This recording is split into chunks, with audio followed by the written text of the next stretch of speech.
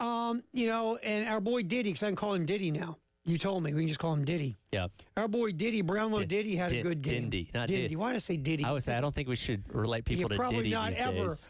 I just saw a thing on Diddy on my It's on my Dindy. phone. There's an N in there. Dindy. Brownlow Dindy. I mean, he spent a lot of time in the backfield. He played well. JT Gear had some good moments at edge. There's some linebacker play that made you feel good. You see how athletic our boy Fred Johnson is, running all over the place. Yeah. But again, your offensive line, to be fair, you split it up in half. And, Josiah Thompson didn't play. Nick Sharp didn't play. Casey Henry didn't play. So you had guys who weren't playing, and you split the offensive line up. So obviously the offensive line was playing with both hands tied behind their back, to be quite honest. But so you can't make too much of any of this. But you saw moments of hope. That's all these things are, is hope. Sure. Well, you also saw, a lot of these freshman wide receivers had nice moments. Malik Clark on a touchdown catch made a nice adjustment. Jaden Sellers had some nice moments. Lex Cyrus caught a few passes in the second half. I think Chris or West brought up Gidron. He didn't catch anything, but he was open down the field. He was getting himself He beat open. his guy. He just didn't catch. He didn't. The one target it wasn't complete. Which good on them, because those are the things you typically catch watching the replay. Oh yeah, absolutely. We don't have the option for. No, we don't. So it was. You saw moments where you're hopeful. Watching Matthew Fuller, watching the running backs. Faison showed some burst. Fuller showed some burst. I might be the only person in town. I think Jawan Howell has something. Whenever I watch him run the ball, he does positive things running the ball. Now, again, these guys didn't have a lot of great blocking in front of them because the offensive lines were split up. Right. But you saw them break some tackles. You saw some bursts. You saw some things where you go, okay, maybe if the offensive line gets together and gets cohesive, somebody out of this group or somebody's could really be helpful. Right. And so it was just that kind of a game where you can't make too much of it, but you did see moments of going, very interesting. Yeah, I think you come away from it feeling mostly positive. Again, I think people harp on the offensive line thing, but again, we told them to take that with a grain of salt going into the weekend, given the fact that things are split up, you're without your tackles and all those kind of things. So that's something that's still going to concern us in the offseason until we see it in the fall, because again, the past 2 years have not gone all that great in that regard. But just because the defensive front had their way with them last night, on Friday night, doesn't mean that it's all doom and gloom from here. We'll have to see. Speaking of the wide receivers, the freshmen, Dave, let's grab cut 3 real quick, my friend. Shane Beamer post game discussing the play of the freshman wideouts. Again, cut 3, Dave. Same thing with those guys that I said about Cutter. There's some guys that just, elevate their games, and those receivers, I know a lot has been elevate their games and when the lights come on, and I think those receivers are certainly one of them. They've really had a nice spring. Coach Mike Furry's done a great job at those guys, and they just continue to get better going. Lenoris and I were talking about it this morning. You think about it, so many of our receivers weren't even here for spring practice last year, meaning the ones we played with. Dale Von Campbell didn't get here till the summertime. Nick Harbor was running track.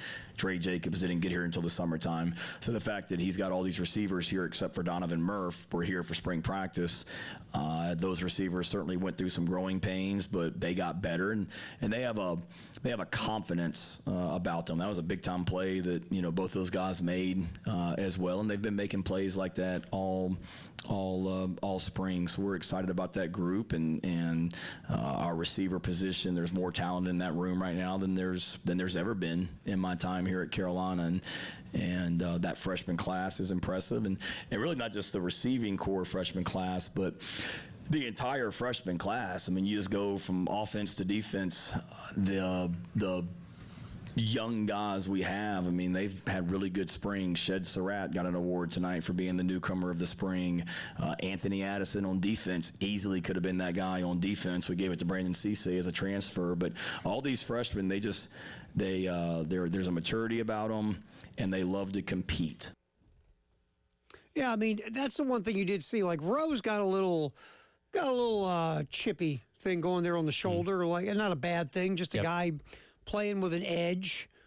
Again, the freshman wide receivers all had moments where you go, look, I don't know where this thing's going to end up, but they got some guys with some potential who have some ability. Sellers also. I mean, Jaden Sellers made some plays. I mean, they all had moments. And even like I said, Gidron didn't catch a ball, but you saw, just him running routes. And you don't have Donovan Murphy, who people think could be the best of the bunch before it's all said and done. Yep. So there is hope at wide receiver. And really, I mean, Nick Harbor really didn't get a target. Mazio Bennett didn't play. Brown, if he did play, I didn't really see him do anything. I don't even know if he got on the field, but if he did, it was very, very limited. It says he got 2 catches. Brown? I'm just looking at last names here. It says he got a couple catches. Okay. Unless that's a freshman walk-on or something. Well, a couple things were funny. Like a couple guys had same numbers. Okay. And the stats when they first came out had the wrong guys. Like it didn't have Rowe. It had I'm trying to think of the DB who wears the same number Rowe does. It had him Holloman. I think Holloman had the catches. I was like, really? Wrong 18. So I mean, maybe Brown didn't. I just missed it because I was fully engaged in Brownies during the game. Oh, you know what? It was Maurice Brown. That's what it was. There you go. He had a really nice catch on the sideline. Yep. Maurice Brown on the touchdown drive. Maurice Brown, he had a drop earlier in the first half, but Brown made a really nice catch on the sideline on that drive. And Luke Doty made a solid throw. Brown made a nice little catch where he tiptoed the foot to get in bounds. So, yeah, Brown had a couple catches because the tight ends, you didn't have that many tight ends last time. Tell you what, speaking of tight ends, Dingle looks like there's something there with him. Yeah, he kind of seems to maybe be able to occupy that safety blanket type spot that you had with Josh Simon a year ago. Now, again, the hope is that he's not going to be your leading receiver like Simon was, but when you need him, somebody to check down to, in situations like that where there's nothing down the field, reliable set of hands. Again, an experienced guy, been in the SEC for a couple of years. And again, for what we saw on Friday night, kind of looked the part there, including, getting Elijah's play right off the jump. Oh, we're getting to that. Almost the biggest play of the night for a while. We'll get to Elijah's play, which was phenomenal. Baseball team takes 2 out of 3 over Ole Miss over the weekend. Could have gotten a sweep, Tyler, but no. What's funny? How much better does your team look when you get pitching? Night and day. Isn't it crazy in baseball? Just when you get pitching, everything just looks so crisp. The defense looks really good.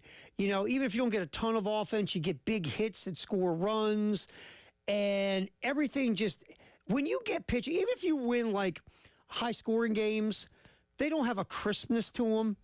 When you get good pitching, everything just looks so much better in baseball, doesn't it? Yep. And that's what happened on Thursday and Friday. Thursday and Friday, yeah, between Stone and McCoy, they combined for 15 in the third innings and a good solid outing. Even the bullpen, when it came in on Friday, was able to keep things at bay as well. And Saturday was a little bit of a different story. And once again, Evans was kind of thrust into a start because SQ was kind of scratched there. So, you do, not to make an excuse for him, but, maybe understanding of why he didn't have his best outing. But, yeah, when you get shelled for 7 runs in the first inning, you say, you know what, we won 2 out of 3. We'll take that for now. Yeah, and it was, you got the good pitching the first 2 games, you got timely hitting, and you pulled 2 W's. And then the thing, look, Ole Miss hits home runs and they walk. South Carolina had stayed away from walking Ole Miss hitters on Thursday and Friday. Well, they made up for it on Saturday, unfortunately. Yep. A lot of walks, a lot of free passes. Ole Miss hits home runs. They did in all 3 games. And then you were down big. And, look, you got some solid offensive players in this team. Ethan Petrie obviously is going to be a pro. Nathan Hall's had a really nice year. You love Hollins as a freshman. There have been some guys who have done stuff. But at the end of the day, this is not an upper-level offensive team. It's just not. They're not going to go out there and pound SEC opponents and score 10, 11, 12 runs. If you get behind big in these SEC games, it's really tough for you to ask that offense to come back from a 5 or 6 run deficit. Now, a couple times this year, they've done it to get close. Sure. But you can't consistently ask them to do that, and that's what you were asking for on Saturday. Well, step number 1 in turning things around the second half of the season was find a way to win a series, and they did that. Now, yeah, your margin for error is pretty much at 0 at this point going forward because you need to win about 10 more games. But, hey, there's still a sliver of hope that these next 4 series could maybe put them in a position. Again, I'm not banking on it. I'm not saying I got the highest hopes myself, but they are still technically alive. The magic number typically is 13.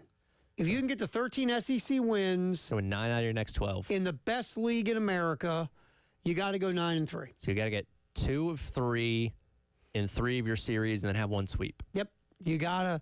Look, it ain't going to be easy. Kentucky's 8-10 in the league, but you are going to their house. Yeah. We'll see how it goes, but that's the next SEC series. I mean, the only top level team right now is LSU towards the top. Florida's scuffling. Auburn, they're around 500. They're okay. Kentucky, like you said, at 8-10. So, you're not facing the murderer's row to close things out. So if you're still hanging on, if you're still tuned in, there is hope. Halftime show. We'll hear from Paul Maneri in the next segment, talking about how good it was to finally get a win, and also obviously some more Shane Beamer. Shane talking about Cutter Woods, the freshman quarterback, and his showing in the spring game. David Ayers here steering the ship. Tyler had Terry Ford. Halftime show till 3 on the game. 107.5 The Game in Columbia. 100.5 The Game in Florence. And 100.3 The Game in Myrtle Beach. The Game Network.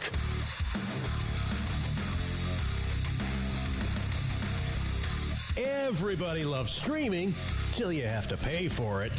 Just download the 107.5 The Game app and stream us for free. 107.5 The Game, broadcasting live from the Herndon Chevy Studios. You can save up to $20,000 on new Silverados. Stop by or shop online today and see how Herndon Chevy makes you smile. Together, let's drive. If you need to hire, it seems like the whole process can be exhausting. You search resumes, wait for the right candidates to apply, set up initial interviews. It's a lot of time and work. Well, what if you could meet with qualified candidates for your job the very next day? Now you can with Zip Intro from ZipRecruiter. And right now, you can try it for free at ZipRecruiter.com/radio. Zip Intro is super easy to use. You simply pick a time, and it does all the work of finding and scheduling qualified candidates for you. Then you can choose who you want to talk to and meet with great people on back-to-back video calls as soon as the next day. Best of all, you save time and energy. Try Zip Intro for free right now at this exclusive web address, ZipRecruiter.com/radio. Zip Intro. Post jobs today. Talk to qualified candidates tomorrow. Once again, go to ZipRecruiter.com/radio to try it for free. That's ZipRecruiter.com/radio. This is Larry Leitner, owner and founder of Midstate Roofing, and for nearly 30 years, we've continued to be the proven leader in the roofing and waterproofing industry. Midstate Roofing's proven history is your assurance that our professionals at Midstate Roofing will provide the proper advice, service, and results to the needs of your facility in a manner both safe and pleasing to your operation. From high-rise to hospitals, manufacturing to industrial, Midstate Roofing designs and installs bonded systems with a protective guarantee that will keep your operation dry and running long into the future. 24 hours a day, 7 days a week. And this is Blake Leitner, reminding you to protect that roof with a maintenance contract. Call me today at 803-356-1919 or online at midstateroofing.com. That's midstateroofing.com. You'll speak to an on-call technician after hours or a Midstate Roofing staff member during hours at 803-356-1919 or online at midstateroofing.com. And as always, tell them Midstate Twins. If you have a leak, let Midstate Roofing take a peek. Looking for a dealership that treats you like family? Come to Herndon Chevrolet, where we've been proudly serving Lexington and the Midlands for over 50 years. Whether you're shopping for a new or pre-owned vehicle or just need expert service, you'll find it all right here. Shop online anytime at HerndonChevy.com or stop by and see why Herndon Chevrolet makes you smile. Herndon Chevrolet, Herndon makes you wanna smile, smile. Firehouse Subs, Hook and Ladder jingle, take 1. Hook and ladder, when it's hot, it just tastes better. Warm that smoky turkey, that thin sliced honey. Guys, this is a 30-second ad. You gotta sing faster. Hook and ladder, when it's hot, it just tastes better. Melty cheese and toast bread, mustard, mayo, purpose bread, lettuce, green, and onion. The sandwich is too big for the song. It's too big. The Hook and Ladder, available only at participating Firehouse Subs restaurants. Bill Gunner here with the mortgage guru Jacob Crowder from First Palmetto Bank. If the new year has you in need of a guru in this market, Jacob will get you taken care of. Just a few years ago, he helped me, and I personally recommend him and First Palmetto Bank, who's owned and operated right here in the Midlands. Jacob has local decision makers, which means quick and precise processing and underwriting. So if you're looking to make a move, give Jacob a call today, 803-719-1005, or email him at jcrowder@firstpalmetto.com. Thanks, Bill. It's nice to have the band back together. Interest rates have stabilized, as well as the local housing market. Now is a good time to buy a house. At First Palmetto, we have products that help homebuyers keep payments down. Also, if you're considering building a home, we have a no-nonsense construction loan fit your needs. If the new year brings change, we can help you. Give me a call, 803-719-1005. Great news on the housing market having stabilized. So that makes it a good time to buy? Absolutely. That sums it up, Bill. Call Jacob Crowder today, 803-719-1005. My MLS number is 198432. First Palmetto is a member of the FDIC and an equal housing lender. Getting you caught up on the national champion Gamecocks. On the dribble drive this time, floats it up and in. And the Gamecocks have their first double-digit lead. Here's a Hoops Update, sponsored by Lexington Discount Homes. Experience matters. Check out Lexington Discount Homes on Augusta Highway in Lexington. Oh, quick catch-up on what's going on in the portal for the women. Over the weekend, Medina, and I'm probably going to mess up her name, Medina Okot from Mississippi State, and also coming in besides Okot, we've been talking about her a lot, Gianna Neepkins from Utah, high-level scorer. Okot's a double-double machine. What's she, like 6'6"?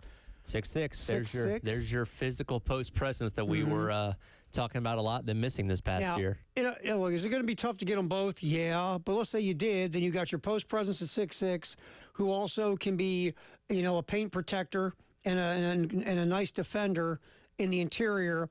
And Neepkins, I mean, you look at those stats: 50% from the floor, 40% from three, 89% from the line. You know what she does?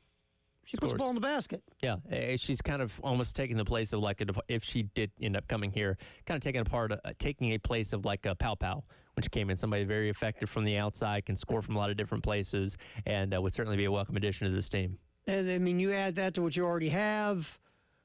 I mean, you're doing all right. Yeah, doing basically. pretty good. You're doing all right. Doing pretty good. So we'll see what happens with Okot and Neepkins. They both came in over the weekend. We're seen over the weekend hanging out in Columbia. At the Soda City Market on Saturday morning. So we'll see where that goes. That's the latest on the women.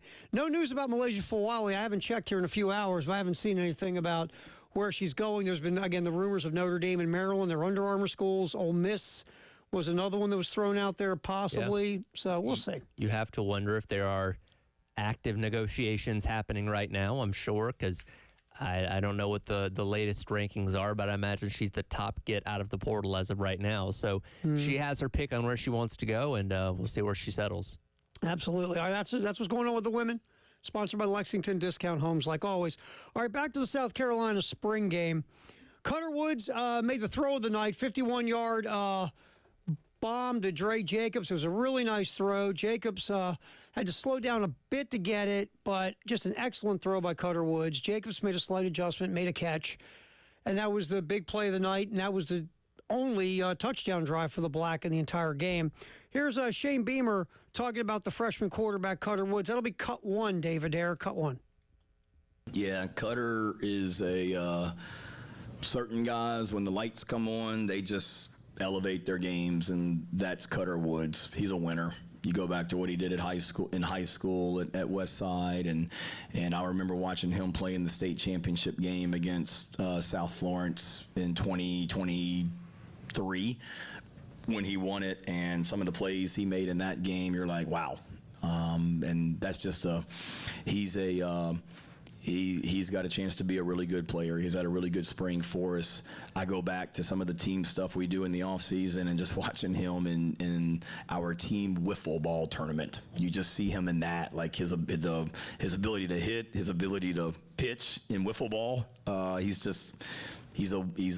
got something about him. There's no question about it. Certainly there's plays he'd like to have back tonight, but he's got a chance to be a really good player, and he just enjoys being out there. He's always got a smile on his face, and I remember I was telling somebody last week, for about 20 plays, we made the quarterbacks live in our scrimmage last week where they could be tackled, and here's a guy fresh out of high school going against an SEC defense, knowing he's about to get hit by Dylan Stewart and these guys, and he's just out there smiling and having the time of his life last week. So he has fun playing the game, and excited about his progress this spring, and all those quarterbacks as well. I like the wiffle ball conversation. Dude was tearing it up in wiffle ball. See, I was always told playing wiffle ball messed you up in other sports. Yeah, I mean, trying to hit a wiffle ball and then go playing baseball. I did that one time. I think it was at school or something. We played wiffle ball in the afternoon, and I think I went 0 for 4 that night in my game. My dad's like, never do that again. Screws you up, man. Yeah, it does. It really does. Totally different game, even though you're pitching and hitting. I'd imagine throwing a wiffle ball and then trying to throw a football. It's got to be some kind of negative correlation there, right? Yeah, so Cutter Woods, again, he threw a pick in the fourth quarter. Black was trying to come back, and he made just a bad decision, bad throw, and it got intercepted. And he probably had another throw that was not on target, but he made a few plays where you went, that was interesting. And he ran in for the score. Yeah. Like, you don't want to make too much of anything, but you just watched him and you said, that was pretty interesting. We'll see where that goes. He looks like he plays with confidence. Yeah. And that's not something you can say about every single freshman. And, if you didn't know any better, like, that guy's probably been at the college level for a couple years, maybe a redshirt sophomore or junior or something along those lines. But no, true freshman that's just playing high school football only a couple months ago. So what does that mean going forward? We don't know. Again, we don't have a definitive number 2 coming out of the game, but you saw good things from him, saw good things from Nolan. I saw a lot of good things from Luke Doty as well. Dante Marino didn't get a whole lot of run late in the game there, but it's still very much wide open on who that number 2 guy is going to be. Yeah, we're going to get to Luke Doty at some point in this show. We are. Another interesting night. He will not let you forget about him. No, he will not. All right, again, baseball. Nice 2 out of 3 over the weekend, winning the series against Ole Miss. Grab a little Pulmonary real quick, Dave Adair. We're going to grab, let's go with number 20, Dave, about stacking some good starts together on Thursday and Friday. Again, cut 20 from Pulmonary, Dave. Everything in baseball is contagious. It's a confidence thing, and hitting's contagious, but so is good pitching. And Brandon Stone was a great leader yesterday. Jake was a great leader today. This past midweek, all those guys that pitched, Jackson Susie got us off to a great start. Guys came out of the bullpen and did the job.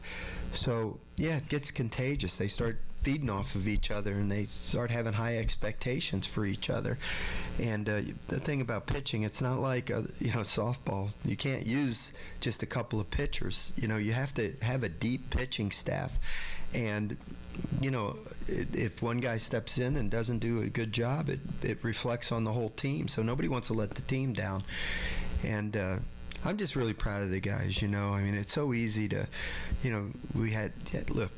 I've beaten this dead. I don't mean to keep talking about it, but, I've been in this league a long time. The first 5 weekends were an inordinately difficult schedule for anybody, okay? And the whole year really is an inordinately difficult schedule. We don't have any breathers. Some of the other teams you could look at one weekend and say they might have a breather. It's, 3 easy wins. We don't have that, and just keeping the kids' chins up and keeping them playing hard and keeping them, believing in themselves is essential. I've said this many, many times. A coach earns his paycheck when things aren't going great. It's easy to coach a team when you're, winning every game and you're so much more talented than the other team. But, just to keep the kids believing in themselves and keeping their chin up is essential. And nobody's given up. Look, we got a tough game tomorrow. I'm not taking anything for granted. We're playing Ole Miss, for goodness sakes. We're not playing the Little Sisters of the Poor. But if we can have a good game tomorrow and win all 3 games in a weekend, who knows what's going to happen? We got 4 weekends left after that. I've been there before, and I've seen some miraculous things. We'll see what happens. And this was obviously Friday after the second win when they had stacked 2 good pitching performances back-to-back. And I'll give Coach Maneri and those players a ton of credit because they haven't quit. Just like in basketball, Lamont and that crew didn't quit. Yep. They just weren't good enough to finish the deal and win games. And the same thing's been going on with the baseball team. That being said, look, everybody in the SEC has a tough schedule. Yep.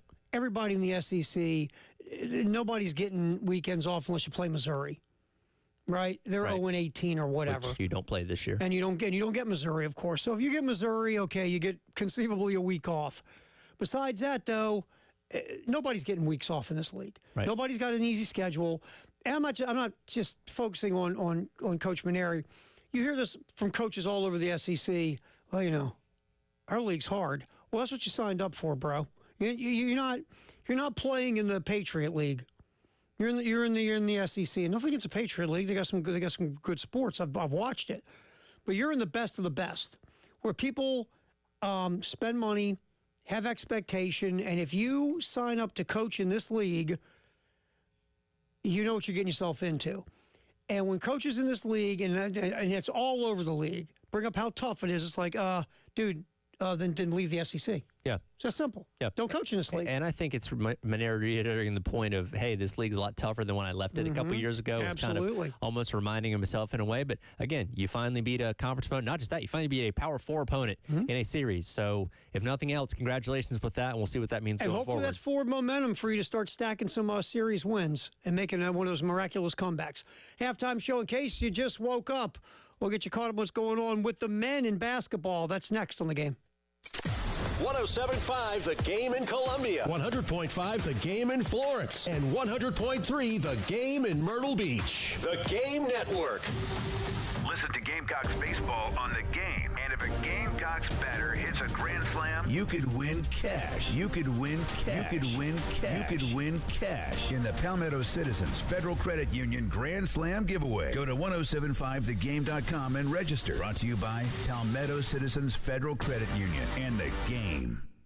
Twin Peaks is the best in the game. Here, your favorite drafts are poured at a frosty 29 degrees, and rare barrel-aged whiskeys are served just the way you want them. It's bigger game days and bolder fight nights. I mean, where else can you find a scratch kitchen that always comes in clutch every day from lunch to late night? Only at Twin Peaks, the #1 sports bar. Twin Peaks Scratch Kitchen scores every time. Dig into hand-smashed burgers, chef-inspired flatbreads, and more at your local lodge. Honey, would you take a seat? I have a confession to make. What is it? What's wrong? Well, I was out driving today and I saw some hookers on the side of the road. A bunch of huge, professional, beautiful-looking hookers. So I did what I was supposed to do. I slowed down and I moved over. You slowed down for the hookers? Well, yeah, it's the law. There was a whole fleet of Schroeder's towing trucks assisting with an accident. Wait, what did you think I was talking about? Schroeder's Towing reminds you to slow down and move over for all first responders. Schroeder's Towing, the best and fastest hookers in town.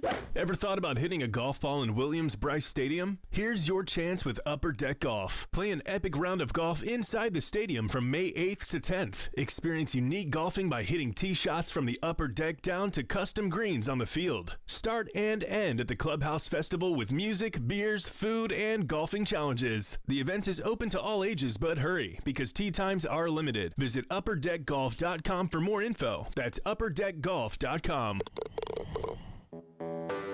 When you're hiring, have you ever felt like you're missing out on meeting truly great candidates for your roles? It seems impossible to find them, but they have to be out there somewhere, right? Well, they're not hard to find when you know where to go, and that place is ZipRecruiter.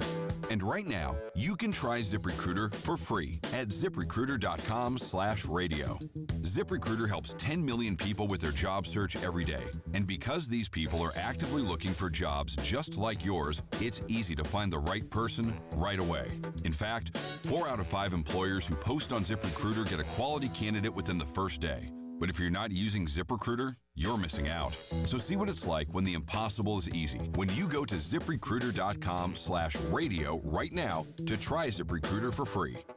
Once again, that's ZipRecruiter.com/radio. ZipRecruiter.com/radio. Never miss out on great candidates with ZipRecruiter. I can't sleep.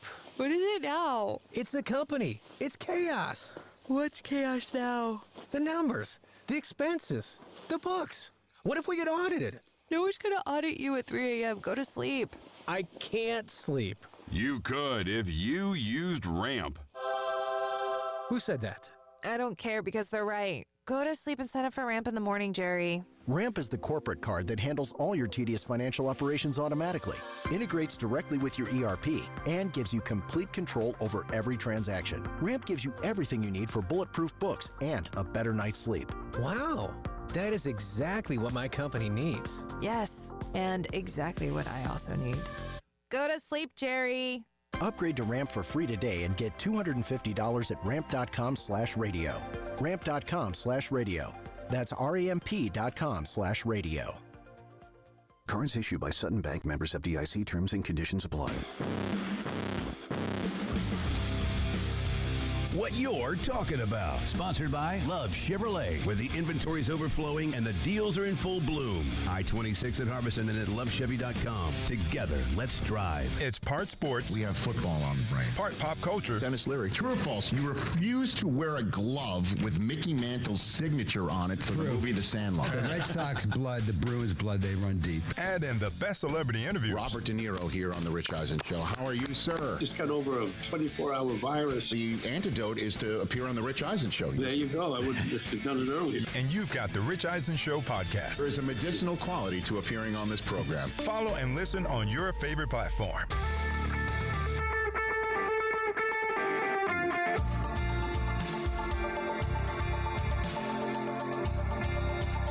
Just in case you just woke up, here's what's happening in the world of sports on the Halftime Show on the Game. Sponsored by the Gutterman. Protect your biggest investment.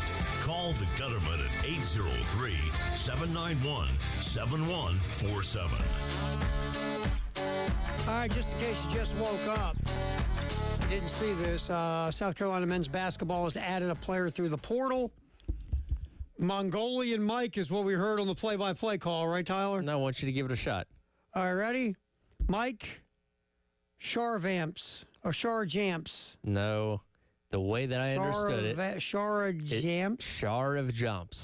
Charajumps. So that A should be a U at the end. Charjumps. Jumps. I think it sounds like it pretty close to the way it's spelled.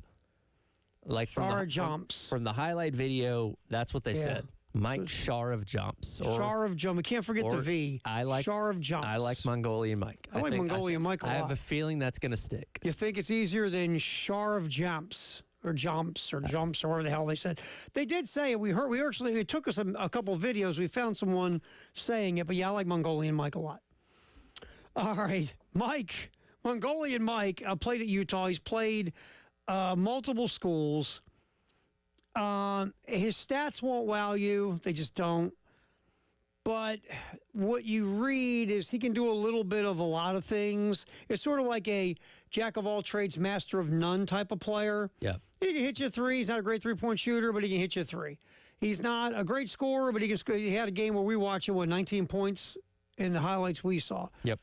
He can dish the rock okay. He can give you some rebounds. He can do a lot of, he can do things. He's just not great at any of those things by his history.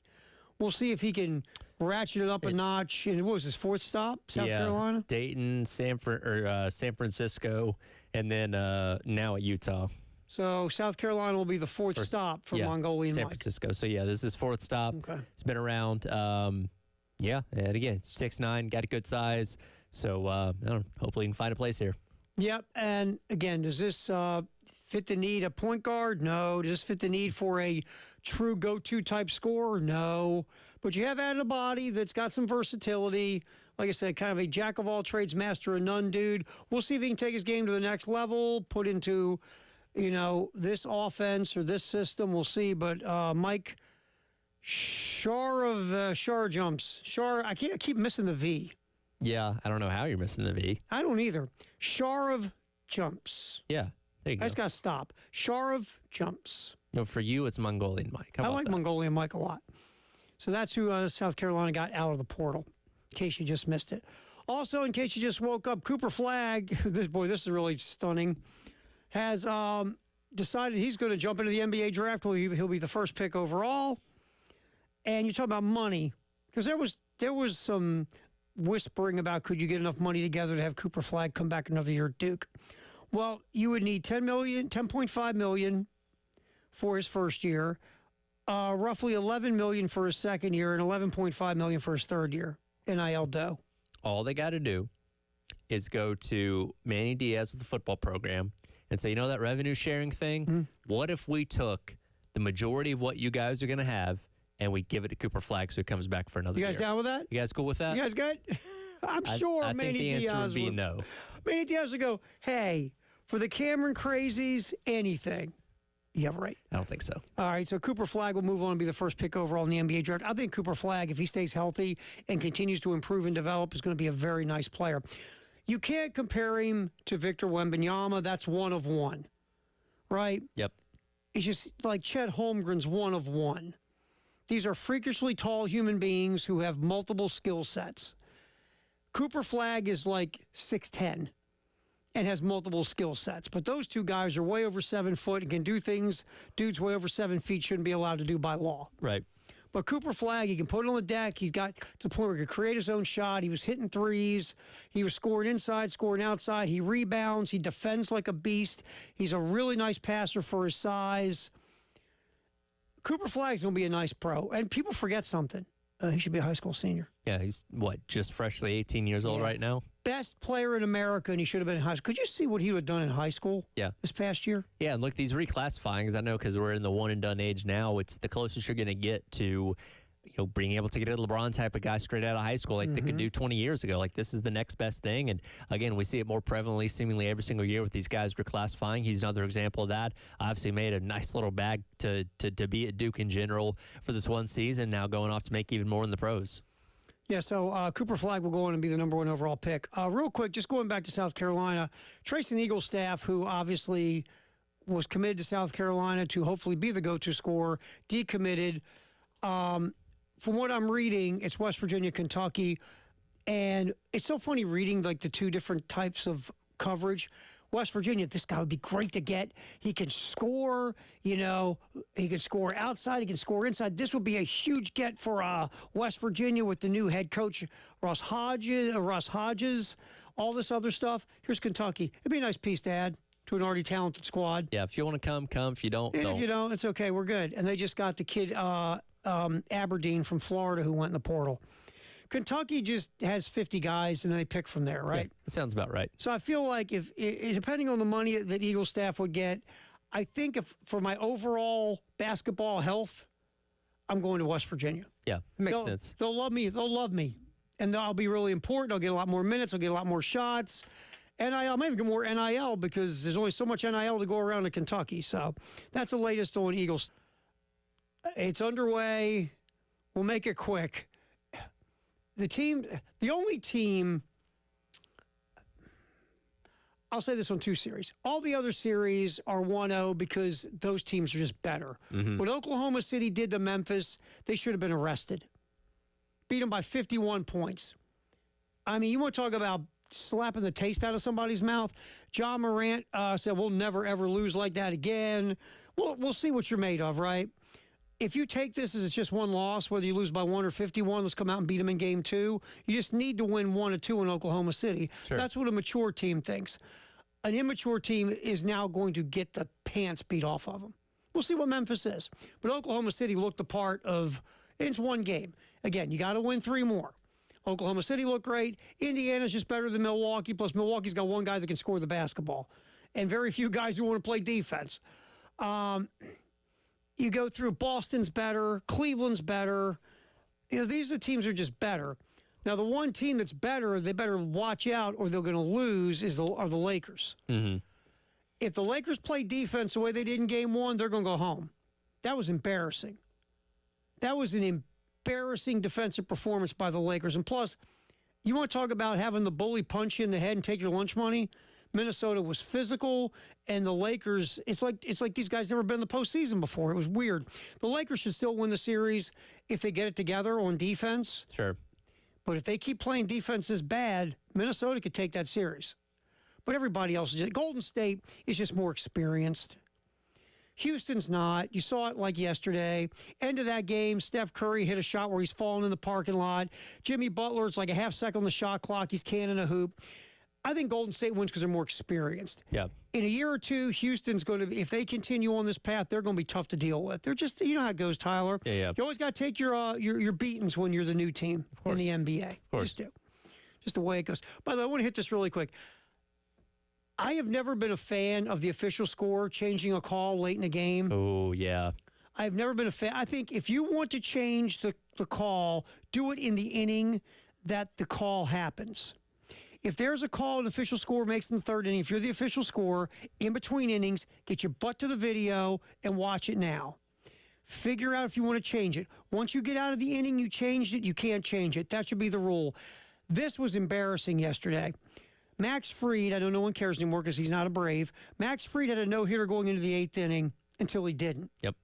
When the official score changed, what he called an error, was it second inning, third inning when he made the call? Yeah, one of those. He called an error on a ball that should have been a hit. Now, don't get me wrong, the official score got the right call, but you can't change a call 5 innings later in a no-hitter or 5 innings later in general.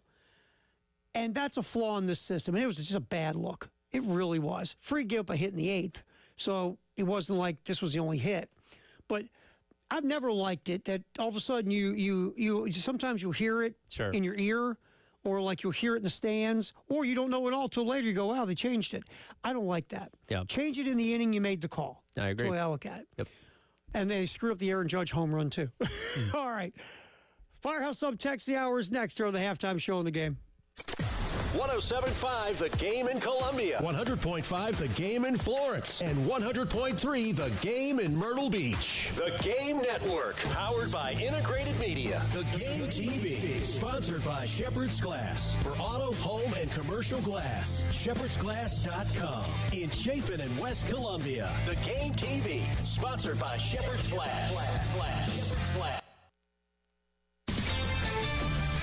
This is Maggie Gray with a Sports Minute. No quarterback in this draft comes under more scrutiny than Shedeur Sanders. Some teams are hesitant, questioning whether he's worth all the hype. But to me, the tape doesn't lie. In 2024, he completed 74% of his passes for over 4,000 yards, 37 touchdowns against just 10 interceptions. This isn't just about taking a chance. It's about not missing on a franchise quarterback who's been built for the spotlight his whole life.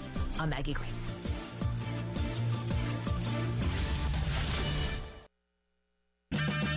Get 5 quarts of O'Reilly Full Synthetic Motor Oil and a MicroGuard oil filter for $29.99. In-store only. Limit supply. O'Reilly Auto Parts. You know what's better than a limited time deal? An unlimited time deal. That's why the Wendy's $5 Biggie Bag with a Junior Bacon Cheeseburger, 4-piece nugs, Junior Hot and Crispy Fries, and small soft drink is available all the time.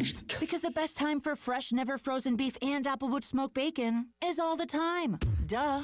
I feel like I'm repeating myself a lot.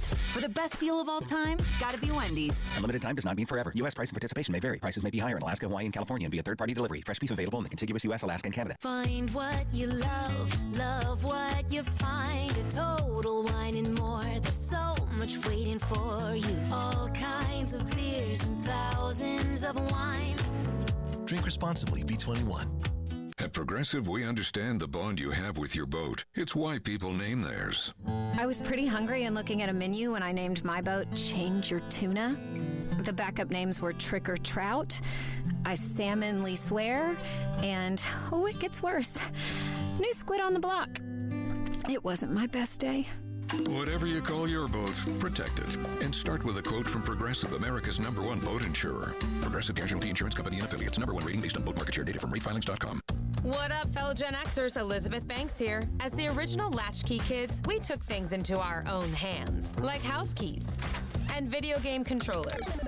And now it's time for us to do it again, because the recommended age to get vaccinated against pneumococcal pneumonia has been lowered to 50 and older, even if you're healthy. We're at over 6 times greater risk compared to adults under 50. So go to vaxassist.com and schedule. Gen X, this is our shot. Sponsored by Pfizer. With Progressive's collision coverage, my family gets up to $1,000 for vet bills if I'm injured in a car accident. And that makes this Chihuahua really feel like part of the family. What's that? I don't sound like a chihuahua? Oh, I'm sorry. What exactly am I supposed to sound like? I guess all chihuahuas are high-strung, riding around in expensive designer purses. Actually, I prefer riding in cars. So I appreciate that my family protects me with Progressive's pet collision coverage. Okay, maybe I am a little high-strung. Progressive Casualty Insurance Company and Affiliates. Not available in all states. Coverage for dogs and cats is included with the purchase of collision coverage and is subject to policy terms. It's time to find appliances that fit your needs and your style at the Home Depot. Shop Spring Black Friday savings and get up to 35% off select appliances like GE Profile, plus free delivery. From all-in-one washer-dryer combos that can wash and dry a full load in under 2 hours to feature-loaded refrigerators with built-in autofill water pitchers, GE Profile has appliances made to simplify your life and elevate your home. Shop Spring Black Friday savings on top brand appliances and get free delivery happening now at the Home Depot. Free delivery on appliance purchases of $396 or more. Offer valid April 3rd through April 23rd. U.S. only. See store online for details. Now, on the halftime show, it's time for our Firehouse Subs Text of the Hour on the Game Network and on the 107.5 The Game app.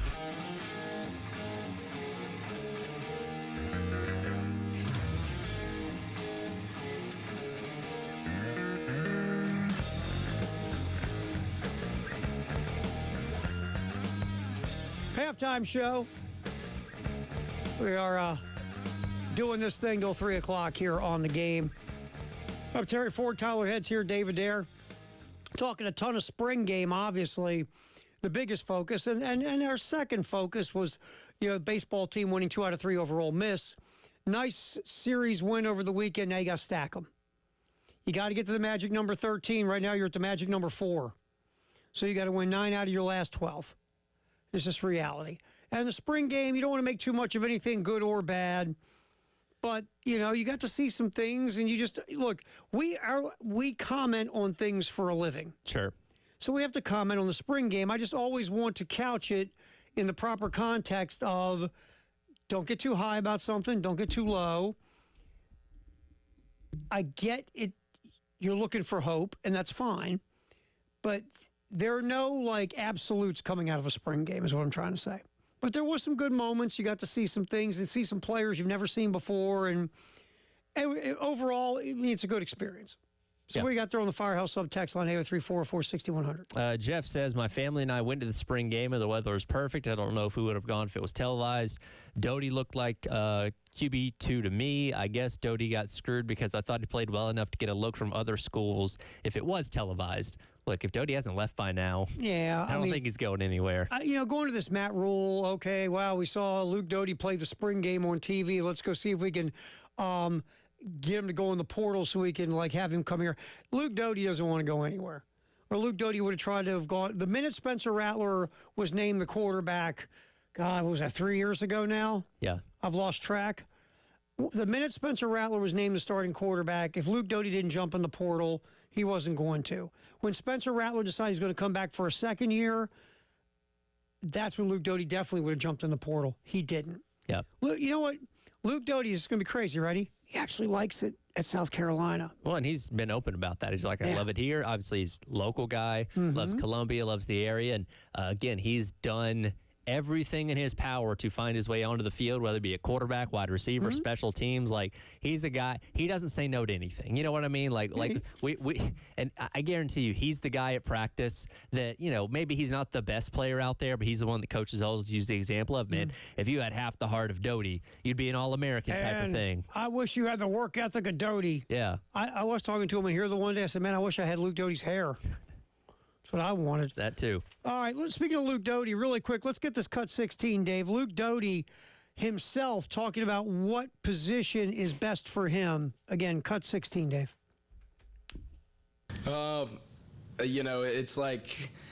It's different genres of art, if I could put it that way. Wide receivers, one genre of art, playing quarterbacks, another. So, both of them are, like I said earlier, it's just like riding a bike. I can't really say I'm more comfortable with one than the other because, it's easy for me to pick it up if I have to go back and do it again. But it is a lot of fun being able to, spin the pigskin and, make checks at the line. I think that's a lot of fun for me too. So just being back there is always a good time.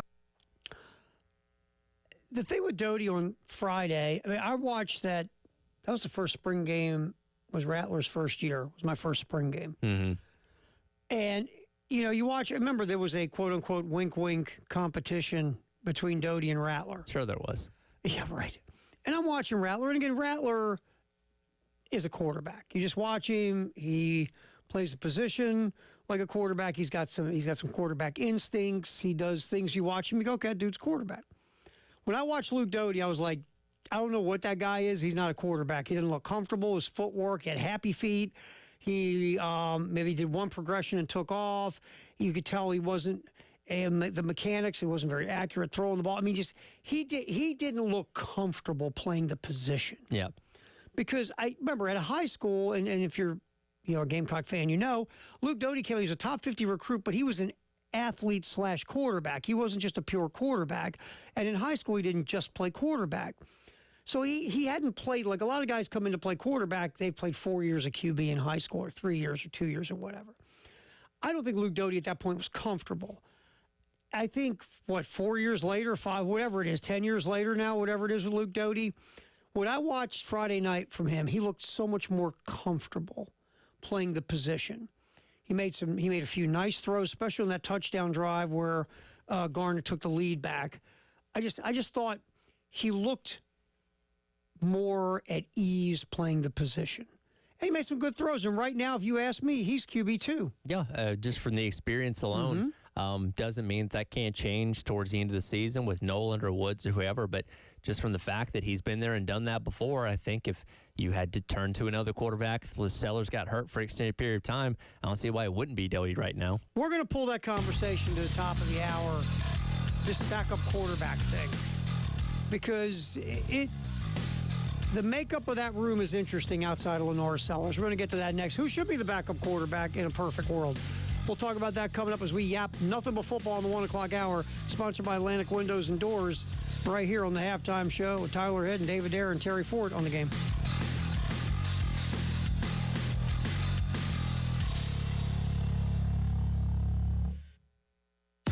107.5 The Game, broadcasting live from the Herndon Chevy Studios. You can save up to $20,000 on new Silverados. Stop by or shop online today and see how Herndon Chevy makes you smile. Together, let's drive. The season rolls on at Love Chevrolet, where the inventory is overflowing and the deals are in full bloom. Rev up your spring with Love's exclusive specials on Suburbans, Tahoes, Silverados, the entire lineup of award-winning Chevys on the lot now and ready to go. Spring-tacular savings at Love Chevrolet. We're talking the best selection of new Chevys, the lowest price, guaranteed. In fact, they'll beat any competitor's price or give you $1,000. The other dealers upsell, overcharge, and will say most anything to get the sale. At Love Chevrolet, satisfied customers do all the talking, and they say things like helpful, honest, and fun. Your trusted hometown Chevy dealer since 1961. Love Chevrolet. I-26 at Harbison and at lovechevy.com. Together, let's drive. That's the power of love. Love Chevy. People with arthritic hips are traveling from all around the world for hip resurfacing in Colombia. Here's Dr. Thomas P. Gross to explain why. Many young active patients don't have to settle for a hip replacement. Hip resurfacing restores more natural hip function. It even allows you to get back to contact sports. We've done more hip resurfacings than any other practice in the country with great success. For more information on hip resurfacing, visit midorthoneuro.com. Midlands Orthopedics and Neurosurgery. This is Monster Jam. Witness big air, two-wheel skills, backflips, and all-out racing. It's the only place to see the world's best riders tear up the dirt in your favorite Monster Jam trucks, like Gravedigger, El Toro Loco, Megalodon, and more. It's big-time fun for the whole family. Monster Jam, as big as it gets. Coming to Colonial Life Arena April 26th and 27th. Brought to you by BKT Tires. Visit monsterjam.com today. It's time to remodel. Actually, it's been time to remodel, but you still haven't started. Well, there's no better time than right now. I'm Eddie Springer of Trey Cow Builders, and we really do make remodeling your kitchen, bedroom, bathroom, or whole house easy. At Trey Cow, we'll help you every step of the way. We do first-class work quickly, cleanly, and affordably. Call 360-8211, 360-8211 or visit TRECALbuilders.com. Trecal Builders, quality from start to finish. Is your home looking a little dull and drab from a long, cold winter? Well, good news. Lucky's Pine Straw can get your home in shape for spring. We offer full installation of longleaf pine straw and mulch in a variety of colors. DIYers, stop by and see us at 3119 Sunset Boulevard in West Columbia. No truck, no problem. We offer free delivery within the Columbia area. That's LUCKIES, Lucky's Pine Straw. Make it a lucky day. I can't sleep. What is it now? It's the company. It's chaos. What's chaos now? The numbers, the expenses, the books. What if we get audited? No one's gonna audit you at 3 a.m. Go to sleep. I can't sleep. You could if you used Ramp. Who said that? I don't care because they're right. Go to sleep and sign up for Ramp in the morning, Jerry. Ramp is the corporate card that handles all your tedious financial operations automatically, integrates directly with your ERP, and gives you complete control over every transaction. Ramp gives you everything you need for bulletproof books and a better night's sleep. Wow, that is exactly what my company needs. Yes, and exactly what I also need. Go to sleep, Jerry. Upgrade to Ramp for free today and get $250 at ramp.com/radio. Ramp.com/radio. That's RAMP.com/radio. Cards issued by Sutton Bank, members FDIC. Terms and conditions apply. Your home for the Gamecocks. 107.5 The Game. WNKT Eastover, Columbia. A Cumulus media station.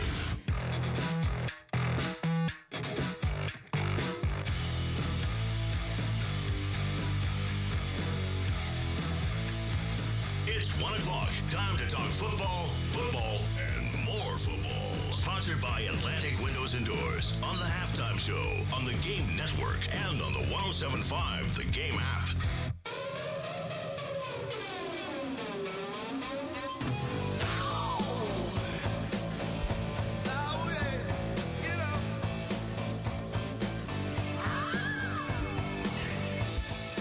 Nothing but football in the 1 o'clock hour, sponsored by Atlantic Windows and Doors.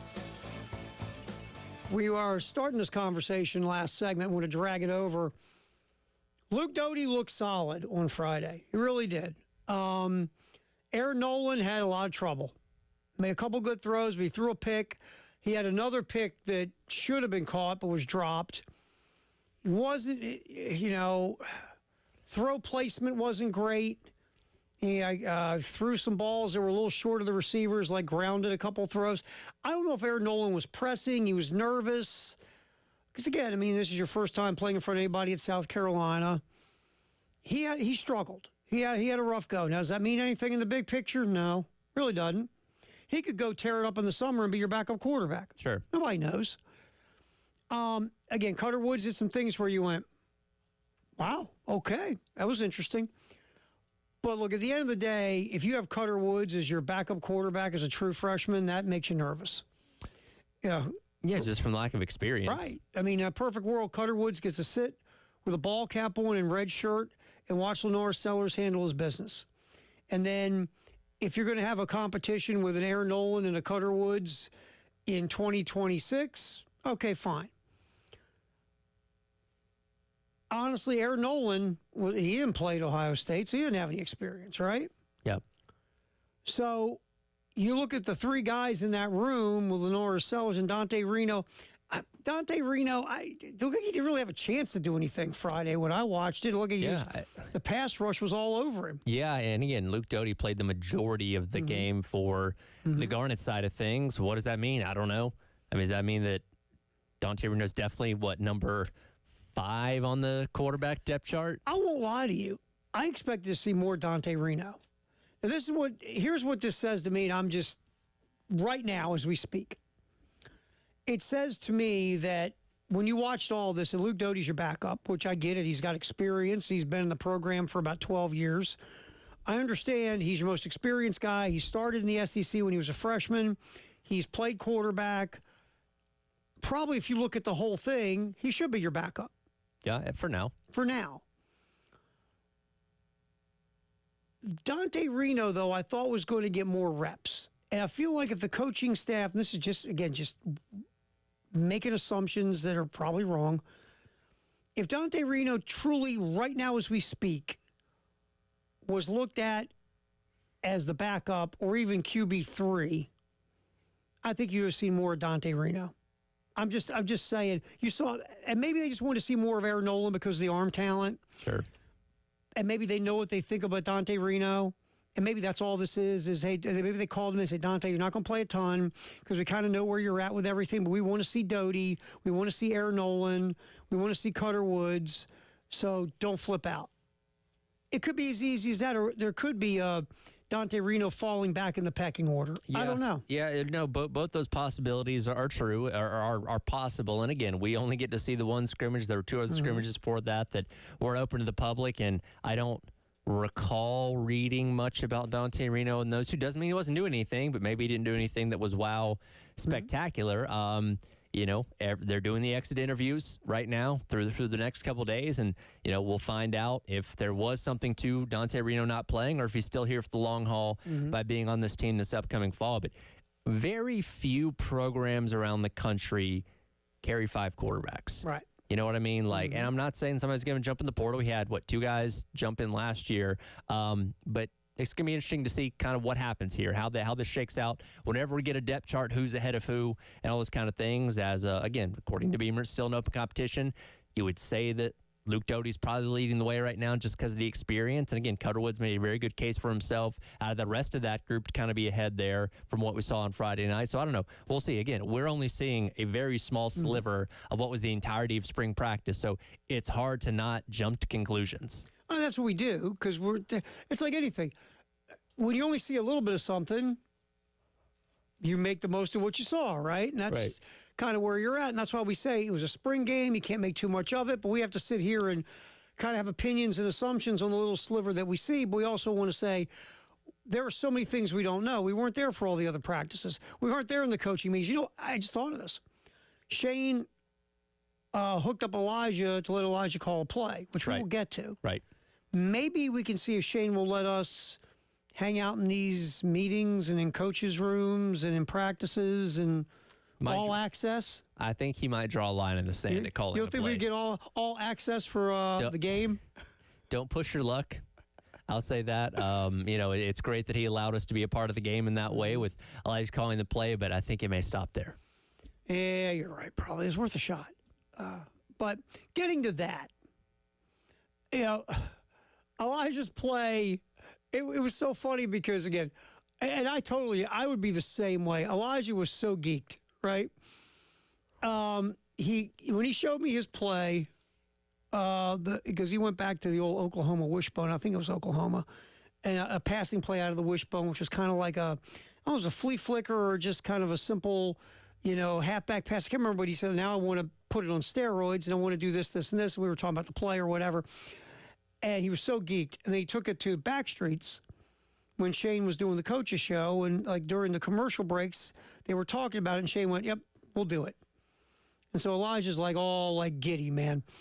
And so what was cool is when we got everything set up on the sidelines. We could have him doing sideline stuff and really mostly for social media and video.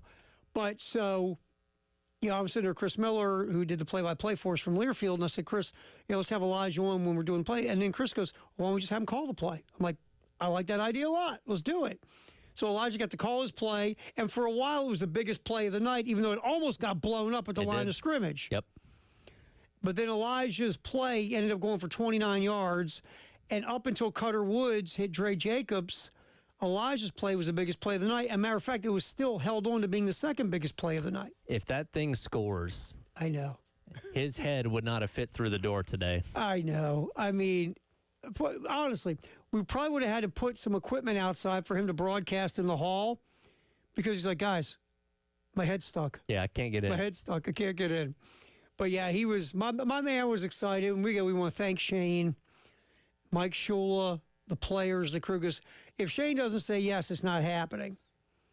And, for Mike Shula and the players to embrace, look, guys, we're going to run a play. I promised. And they ran it. They practiced it for like one day, and God knows how many reps they gave it. They didn't practice it. They didn't practice That's it what at all. Coach I thought Beamer they said did. after the game. But listen to the okay, I'll listen to the cut. listen to the clip about Beamer. He's like, no, he just gave it to Shula that morning. That was it. I wonder if they did anything with it before they actually ran it. But yeah, because Shane was in meetings and everything. But I give him credit. I really do. And Shula was funny. We were coming out of the elevator, and the radio booth is right next to the coach's booth. Right.